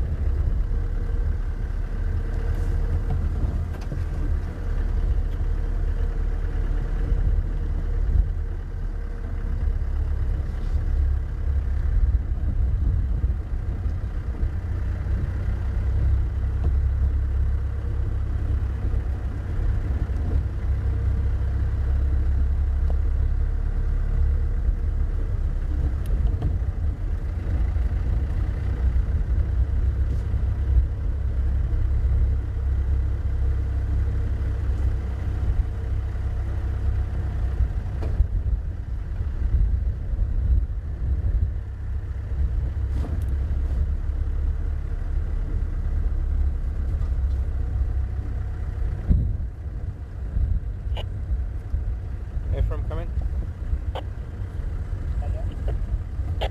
Where was you on blow?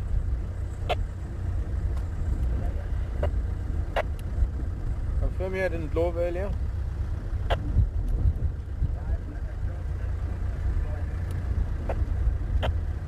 Okay, thanks.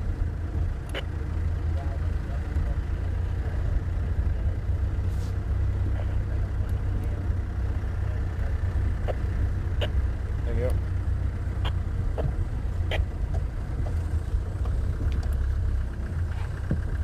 Magpie shrike is actually sitting next to a golden orb nest as well, I think. A little bit far, but can have a look at it with a better light. I've seen them out of the web. I haven't really seen birds attacking the babies. They're very, very small. I think the shrike just happens to be sitting there.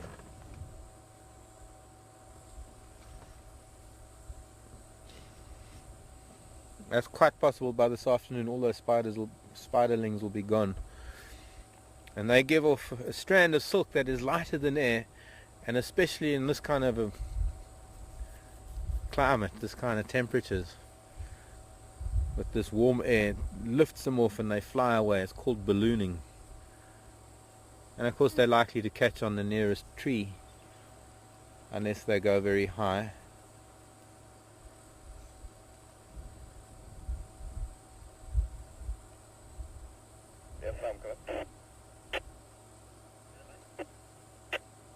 If you're interested, there was some cooling devices 2 hours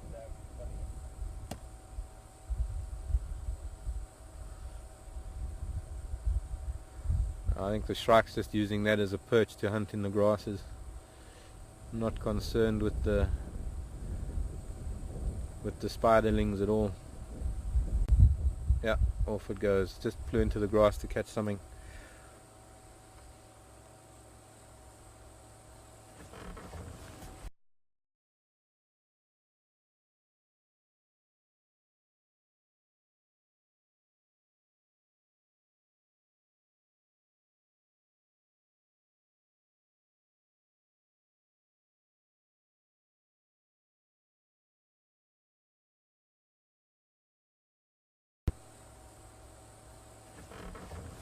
I have seen a few golden orbs that are already taking shape as golden orbs.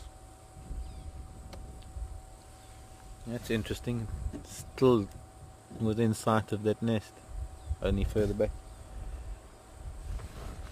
But those little spiderlings don't even resemble the golden orb yet. They're just little round red spiders.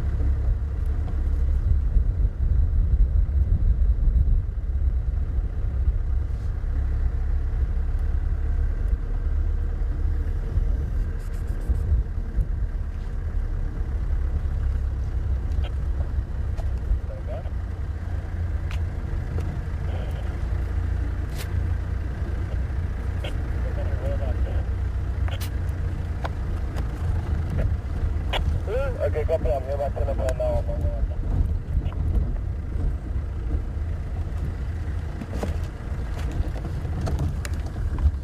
I need 2 extra hands to play with things like this.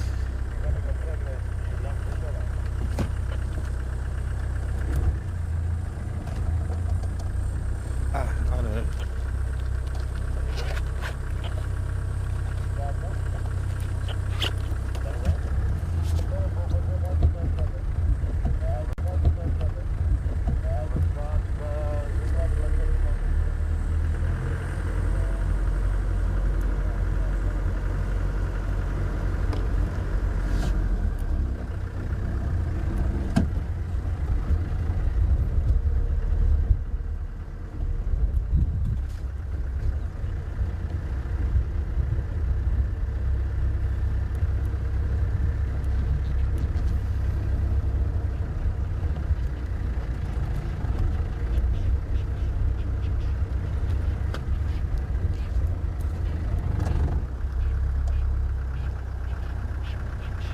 There's a roller and it's going to roll, but it's going into the sun. It's gaining height. When rollers fly like that, you know they're about to go and roll, but they're not going to be easy to catch on camera.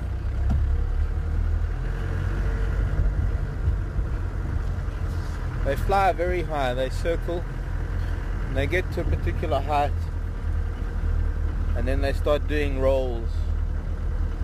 And then when they finish doing rolls and displaying their beautiful blue wings, because they'll almost hang when they come down through the dip, they almost hang in the air before they come down again for another one. And then they'll almost do these barrel rolls back to their tree. and it shows the world those beautiful blue wings, and that of course advertises to other rollers in the area that that territory is occupied.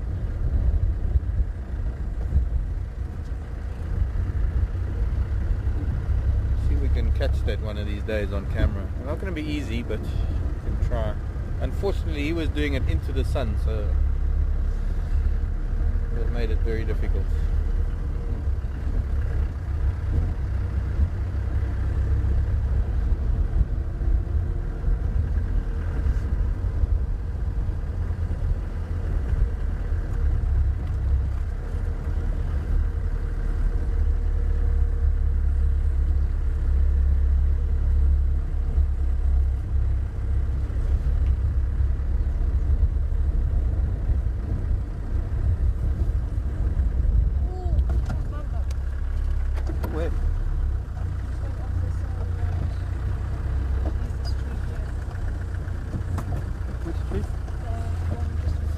Back there.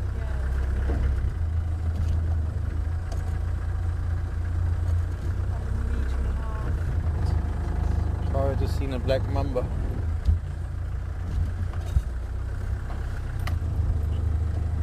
course, by now it's disappeared. They don't stick around too long.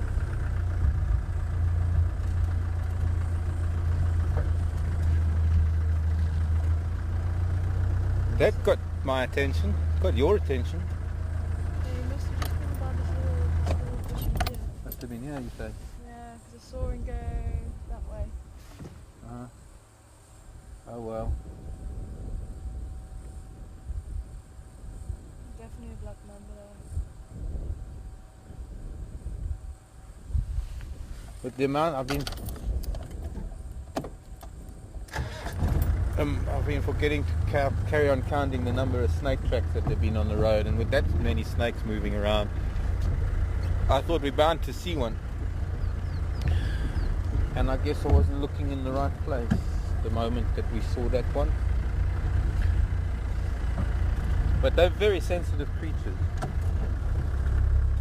They don't like vehicles very much, let alone humans.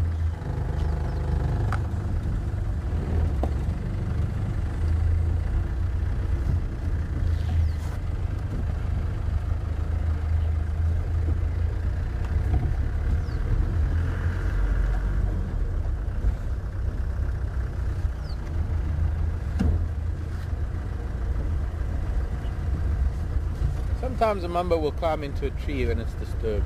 But obviously there weren't big enough trees there.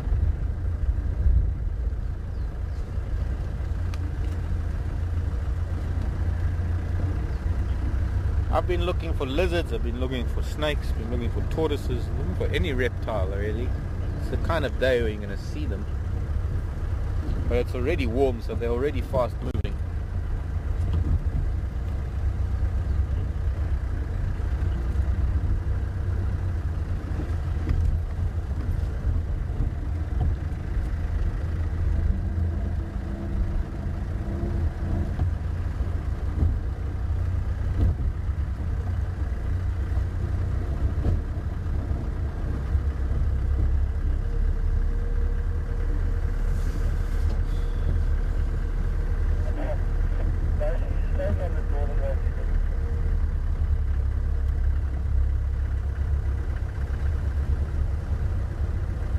Hello, Joanne. Asking the difference between a moth and a butterfly.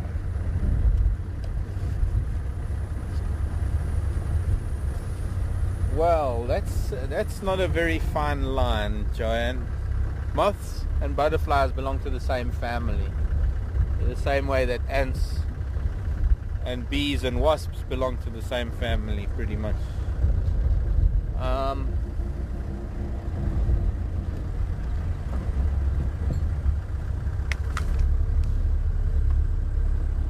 Similar families. But Lepidoptera, the butterflies and moths, the line between the two tends to blur a little bit because you get some moths that look like butterflies and some butterflies that look like moths. And you get nocturnal butterflies that are very dull, and you get diurnal moths that have very bright coloring. But one of the things perhaps is the shape of the antenna for butterflies and the shape of their head.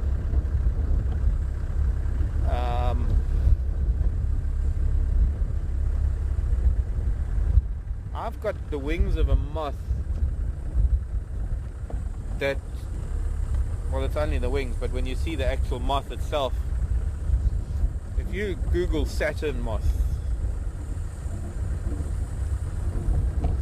it's very hard to tell that it's a moth because it looks like one of the brightest colored butterflies. In fact, it's brighter than any butterfly.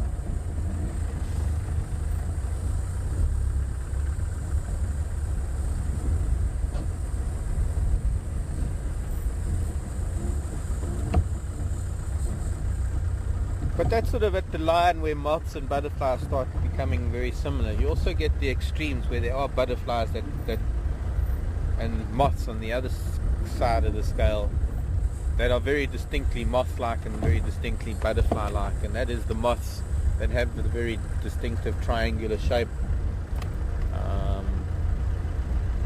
As I was saying earlier with this click beetle, that it's mostly the males that have feathery antenna, but butterflies, the males don't get feathery antenna.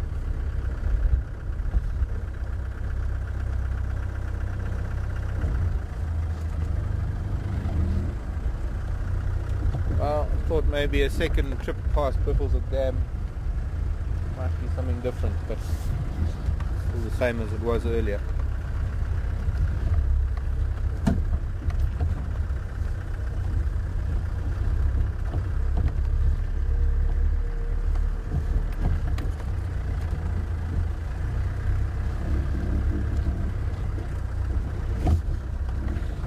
Okay, let's go through the center of the property now, down Nyala Road, north and south.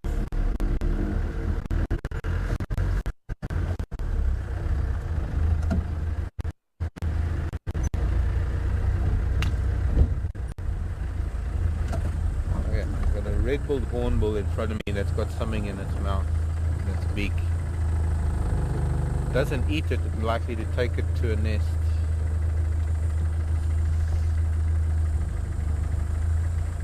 You're gonna, it's like a caterpillar. You're gonna let us see you even.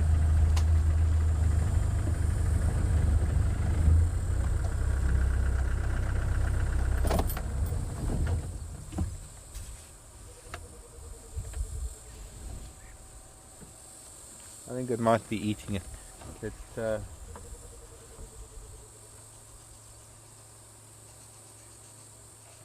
wiping the caterpillar on the branch. That could be one of the hairy caterpillars.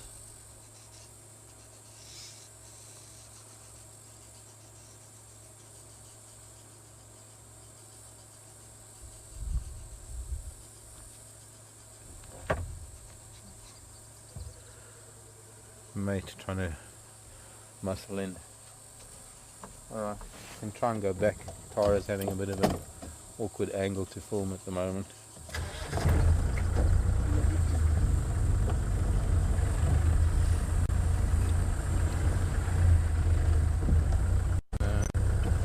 Have luck there. It looks like both adults, which means that if they are feeding anything, it'll be the youngsters. But I think that one is just preparing that caterpillar for itself. Rubs the furry part of the caterpillar off on the branches.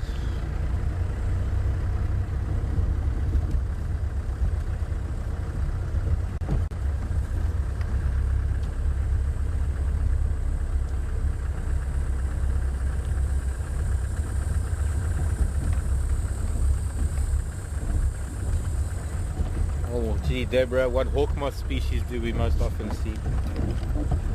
A number of them. I couldn't even begin to think of any specific. I mean, we get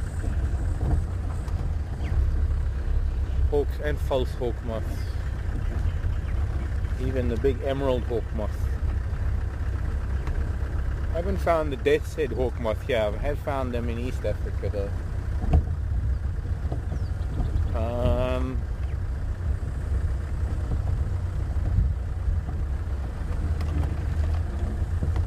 We'll have to do An insect evening one evening with a white sheet and a light.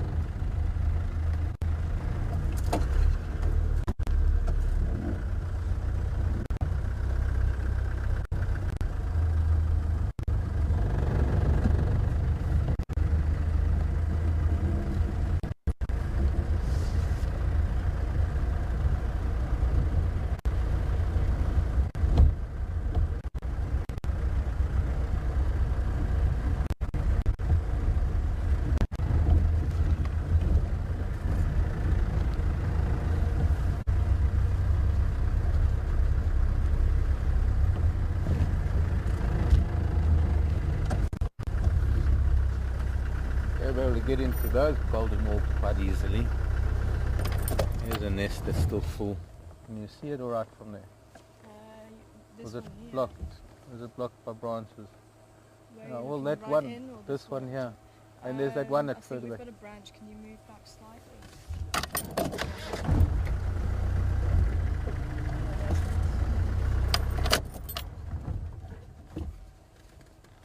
Now when we zoomed in, I'm just going to blow on them gently and you'll see them all moving. Look at that. Can't really tell. In a couple of months' time, we're going to be seeing these giant spiders that are able to catch birds in their webs.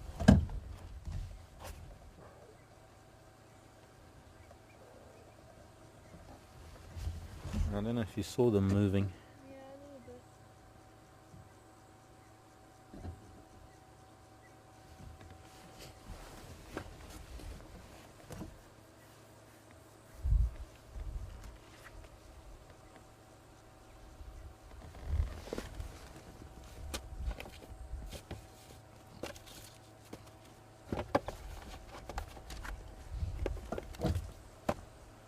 I just noticed, Seb, you don't say H's.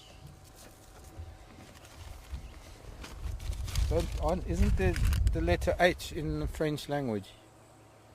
Suppose not. Haute cuisine. Haute couture. I don't know. Where is my... There it is. Deb was asking about hawk moths. I'll just show you quickly why they're called hawk moths.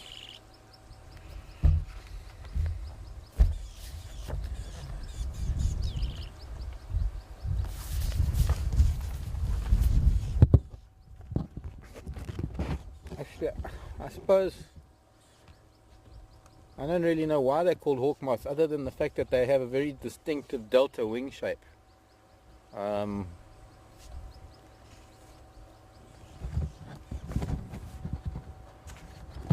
as hawk and sphinx moths. This up here, this on the top right, is the death's head hawk moth. And you see the other death's head. I've seen a death's head hawk moth that's got a much paler, on account of the appearance of a skull on its thorax. This is one of the most common hawk moths that we get, one of the fastest flying hawk moths. So it's got beautiful red underwings. That's the silver striped. The hummingbird hawk moth is quite interesting because it has this flared tail that gives it the appearance of a hummingbird. And I've seen on occasion, this the clear-winged hawk moth, also known as the bee hawk, which is this one over here. Got no scales on its wings whatsoever. It's quite an incredible looking moth. But yes, as you can see, these mostly very moth-like, not very butterfly-like at all, the moths. And as I was saying, the feathery antenna is mostly only in the males, but the butterflies don't have that. Owl moths.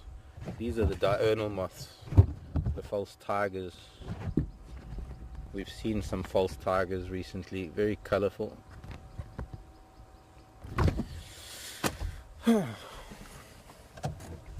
So much to see, so little time.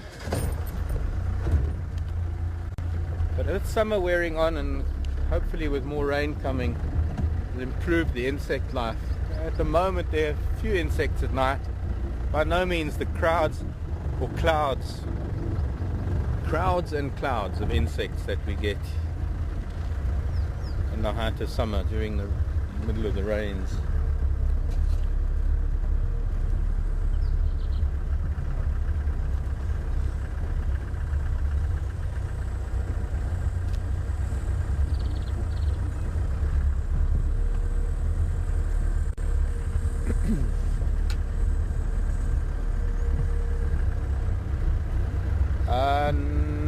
No, I didn't ask for an ID. I don't know if I have the red-billed hornbill on my list. I don't know if I mentioned its name, whether it can be used.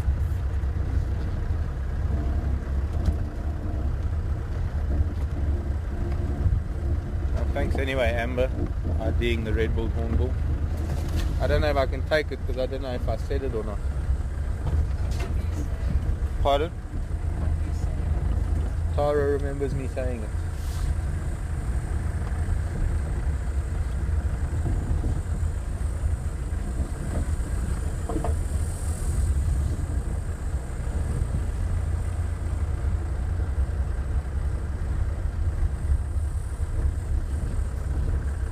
Oh, I don't know if I got that reptile, but we can get it on camera anyway. Just in case I don't have it. I lost my pen again.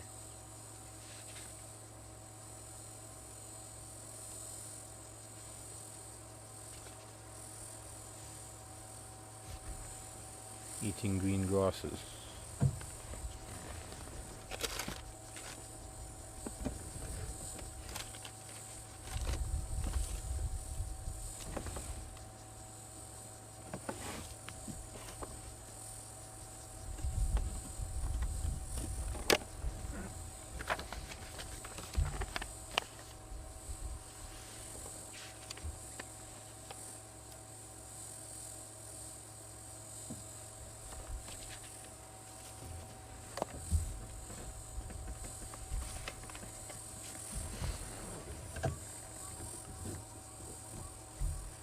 Hiding away, but it should still be easily identifiable. Maybe move a little bit to the side. Well, it doesn't make much difference until it maybe comes out of the tree, the young acacia that it's in.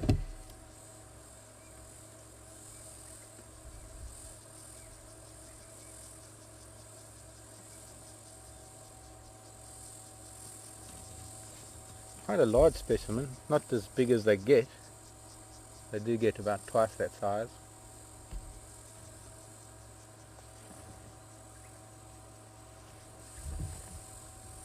And I'd say that one's about the size of,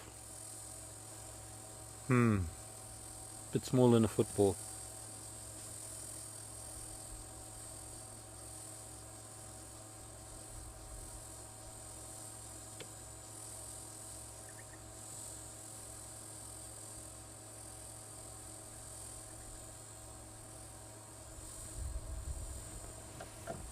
Okay, let us move on.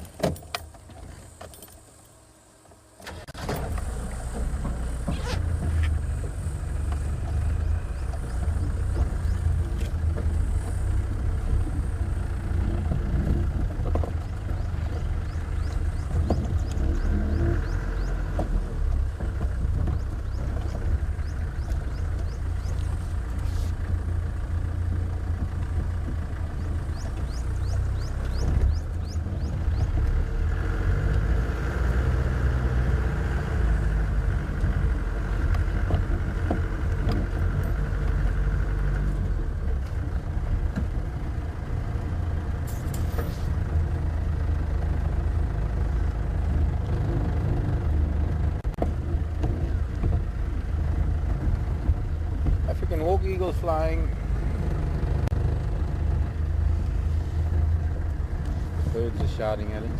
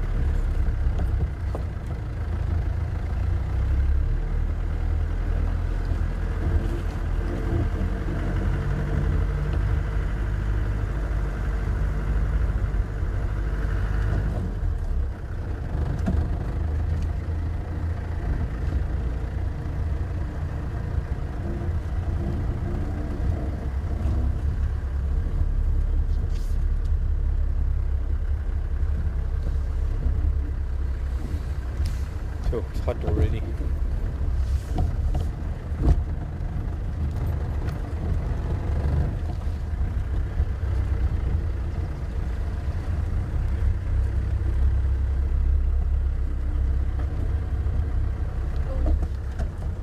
There's another one in the open, slightly bigger. That one is about the size of a football.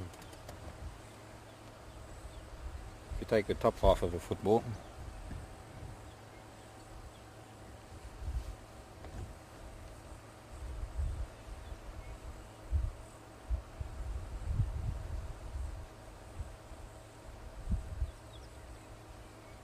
so just in case you didn't get to see that one earlier, there's another one. You know what I find so remarkable is how they find each other. This is all about pheromones and scents and hormones.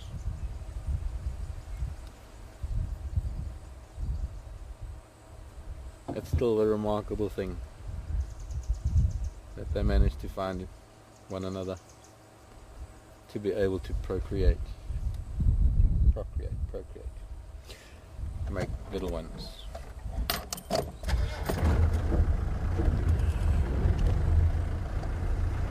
Hello, ancient reptile.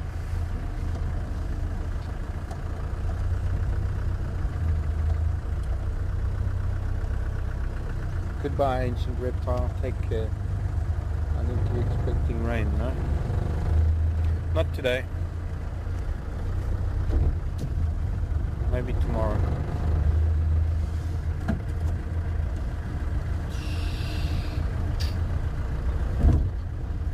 Interesting.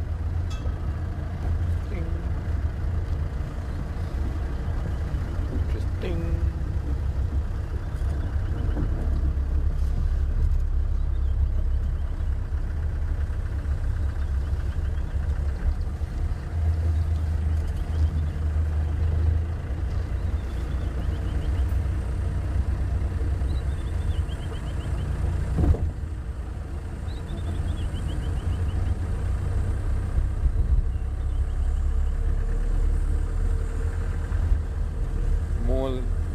More tracks of that animal. I nearly said it.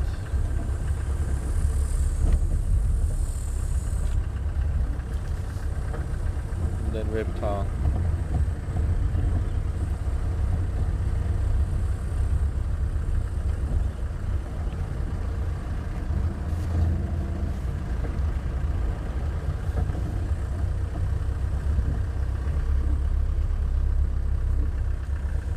Yeah.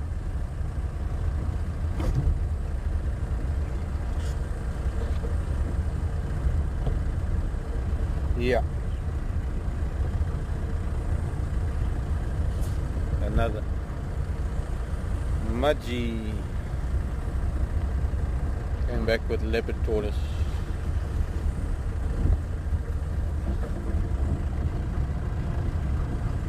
Tell you a story about Jack and Diane.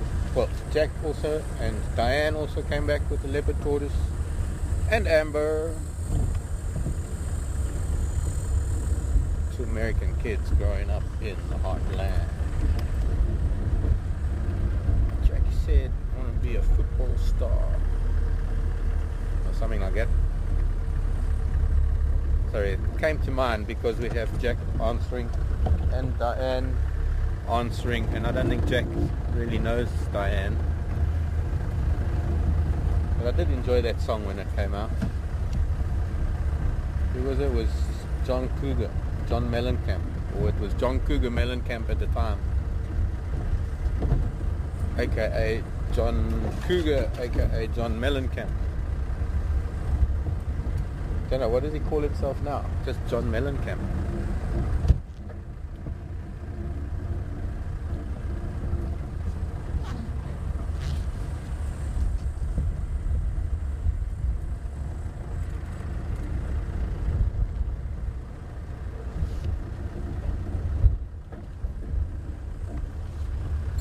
Just a touching on vulture's nest to go and have a look. We've got the sun behind us, wind blowing. Let's see if we can see anything up on the nest quickly.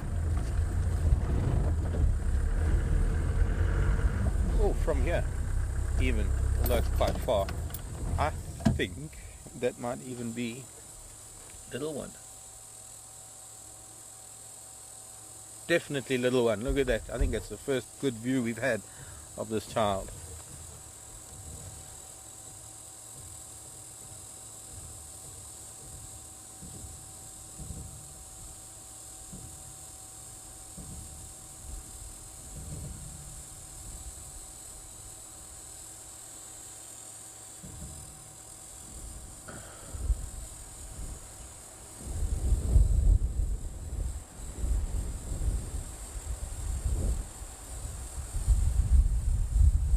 Fluffy head. Okay, we'll try and get a little closer since it's sticking its head out so much. Try and get a closer look. I've got to go forward to turn around anyway.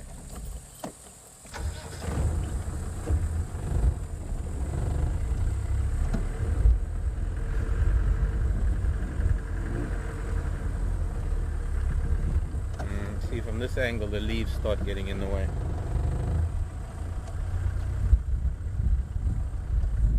Is that clear shot? More or less. It's putting its head down. But there we go. An idea of this young vulture. White-backed. Okay.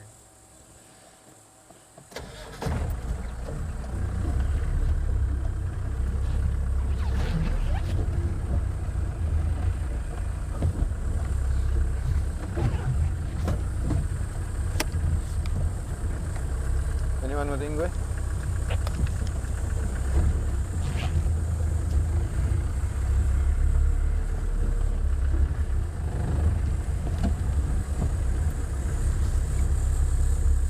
Any station with English?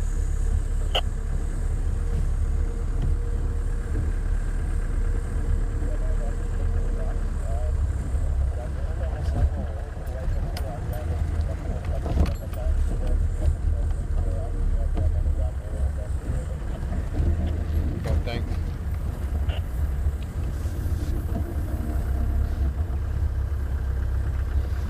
So I had Karula just west of Treehouse Dam. They lost her in some very thick bush. Possible that the two youngsters are still somewhere around the dam. Gonna make a nice place to start this afternoon. I was even thinking of that anyway. Getting to Treehouse Dam and just sitting because it's going to be hot at 4.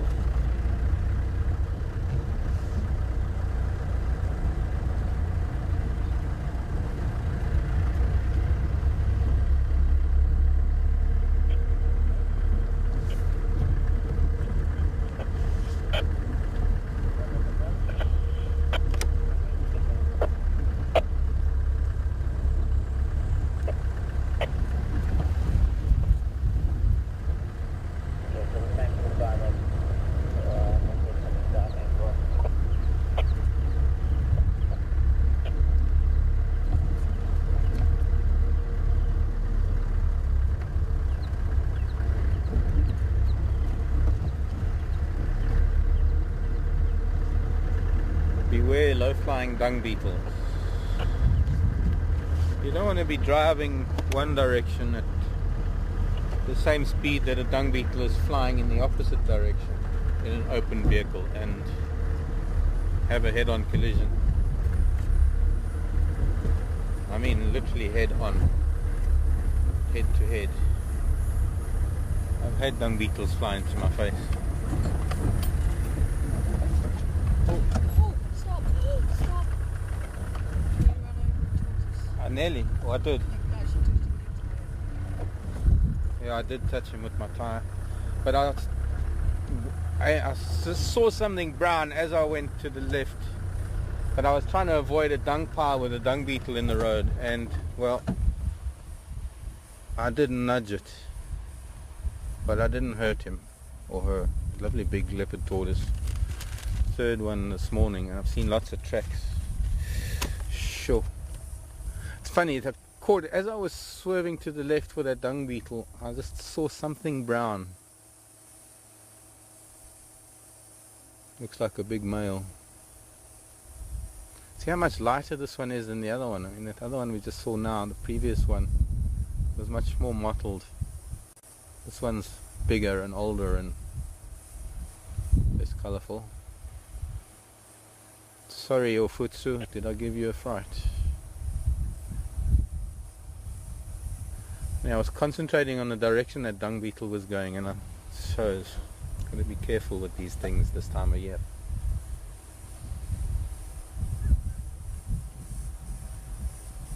I'd rather not go over anything, but I wouldn't want to harm a tortoise because I missed a dung beetle, because I was missing a dung beetle.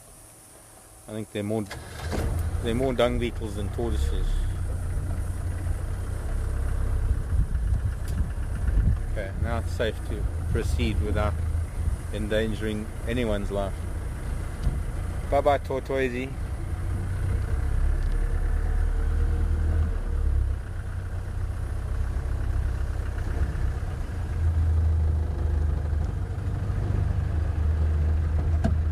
Ah, Donna, is it the size of an American football or a soccer ball? I'd say this one's closer to a soccer ball, the other one was closer to an American football. Rugby ball size.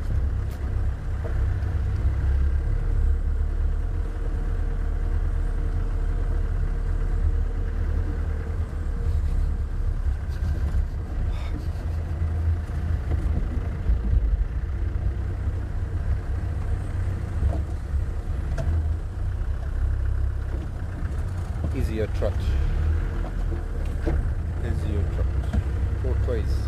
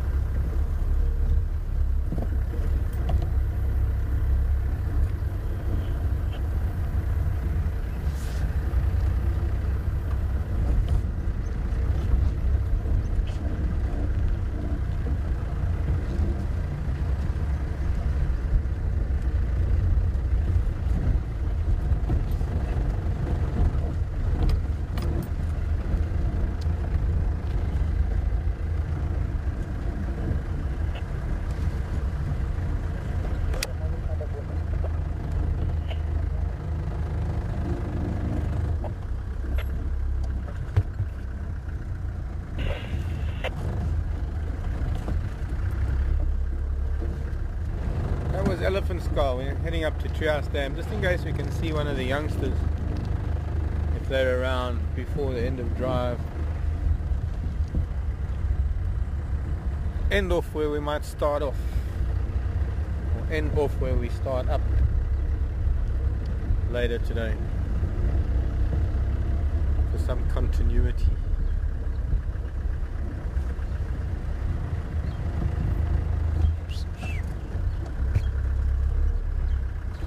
Lots to sing about this morning, Drongo.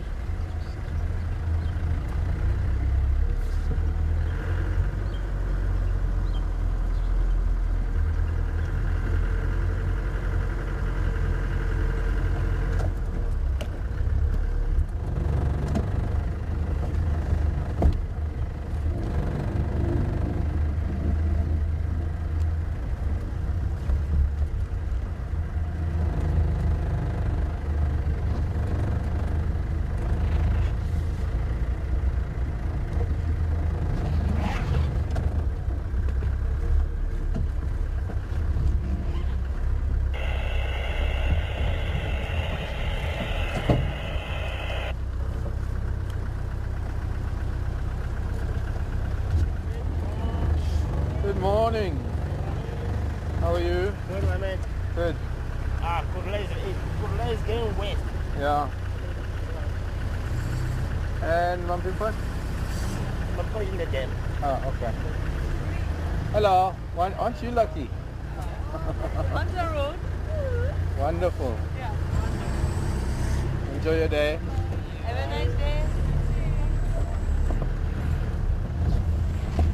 So, Kalula's moved off into some very thick bush, but maybe left her children behind.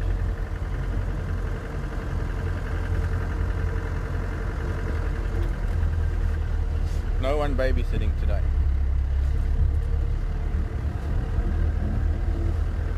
Maybe the hippo.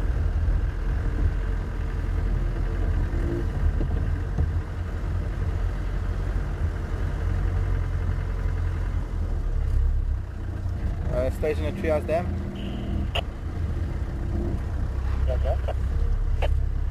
Can I join you?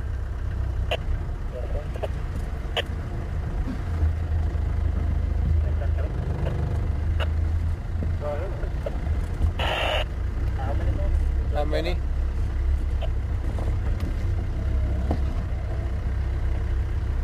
How many minutes, Seb?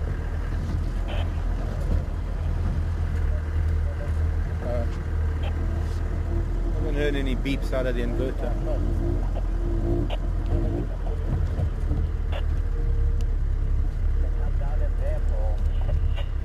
One of the woolly neck stalks here at Treehouse Dam. I wonder if this is the other one of the two that was at, or the mate of the one that was at on the open area near camp.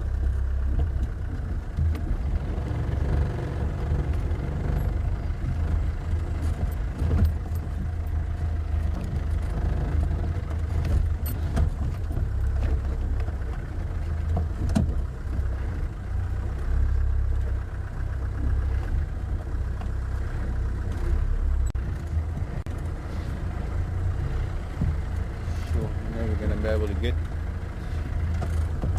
this. Let's try from up there.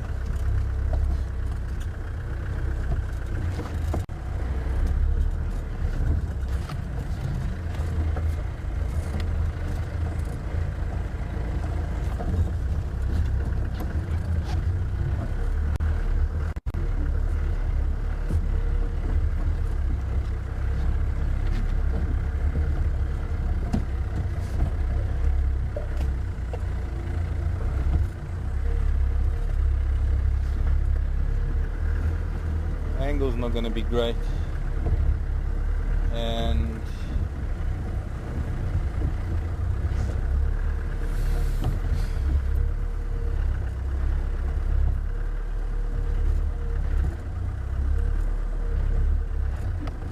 a few bumps to go over first.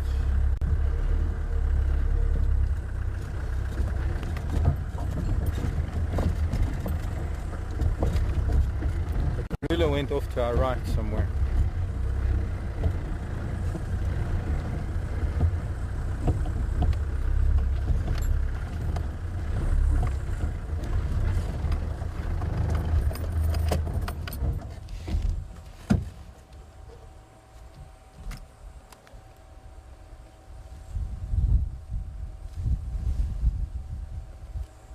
little Xivambalana, and this is Big Brother, who little brother.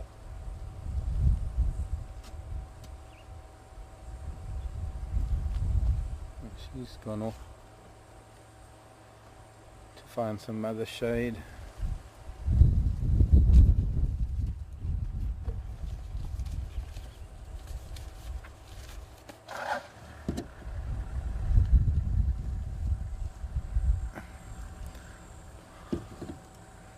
It seems I need to move forward just a little bit.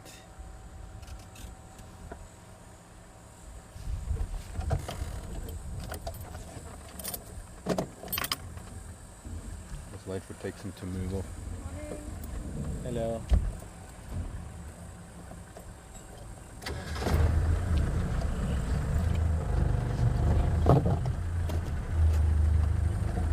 Is that better?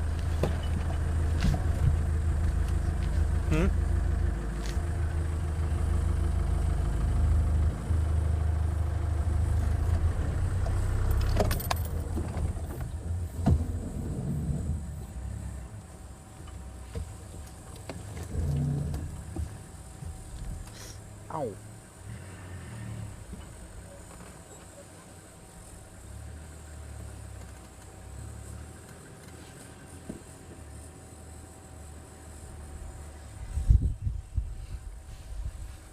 Nice way to end the drive. Been a little quiet out there this morning.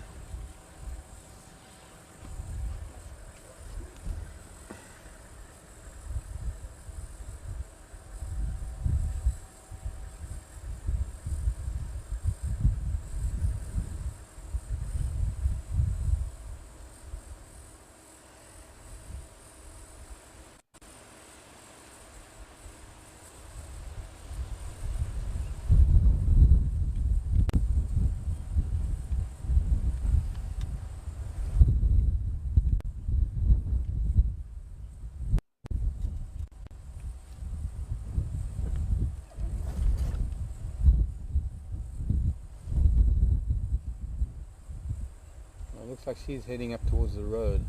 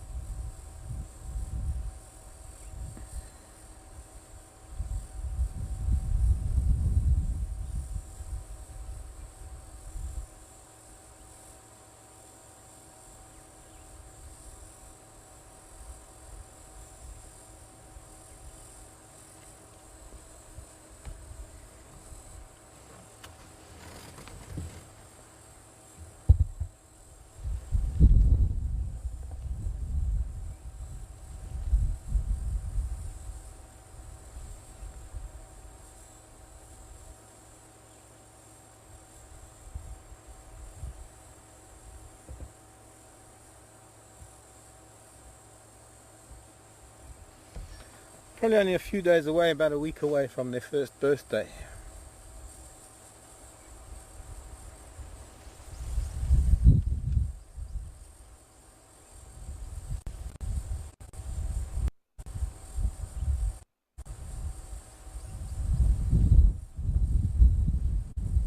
I mean, we don't know the date exactly, but we can, it's a more or less thing. More or less mid-November.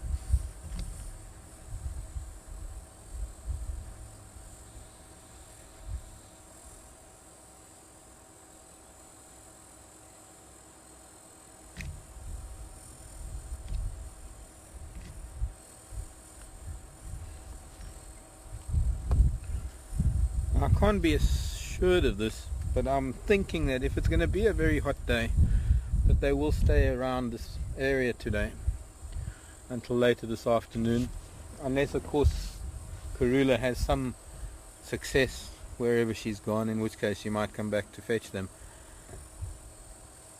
At any rate, it gives us a starting point for this afternoon to come and have a look. And it's at this time that I'm going to say good night, goodbye, farewell, take care, come back your morning, our afternoon. My name is Mark. Thanks Tara, thanks Seb back in FC, and bye bye from them and us. Thanks for joining us.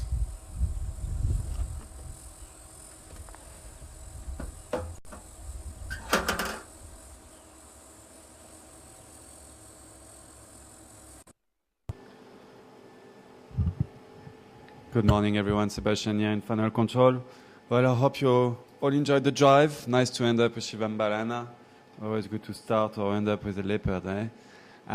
But sure, it's going to be hot today. It's 8:30 now, 8:36 here, and it's already probably between 25 and 30 degrees already. So you can imagine how it's going to be around 1 o'clock this afternoon.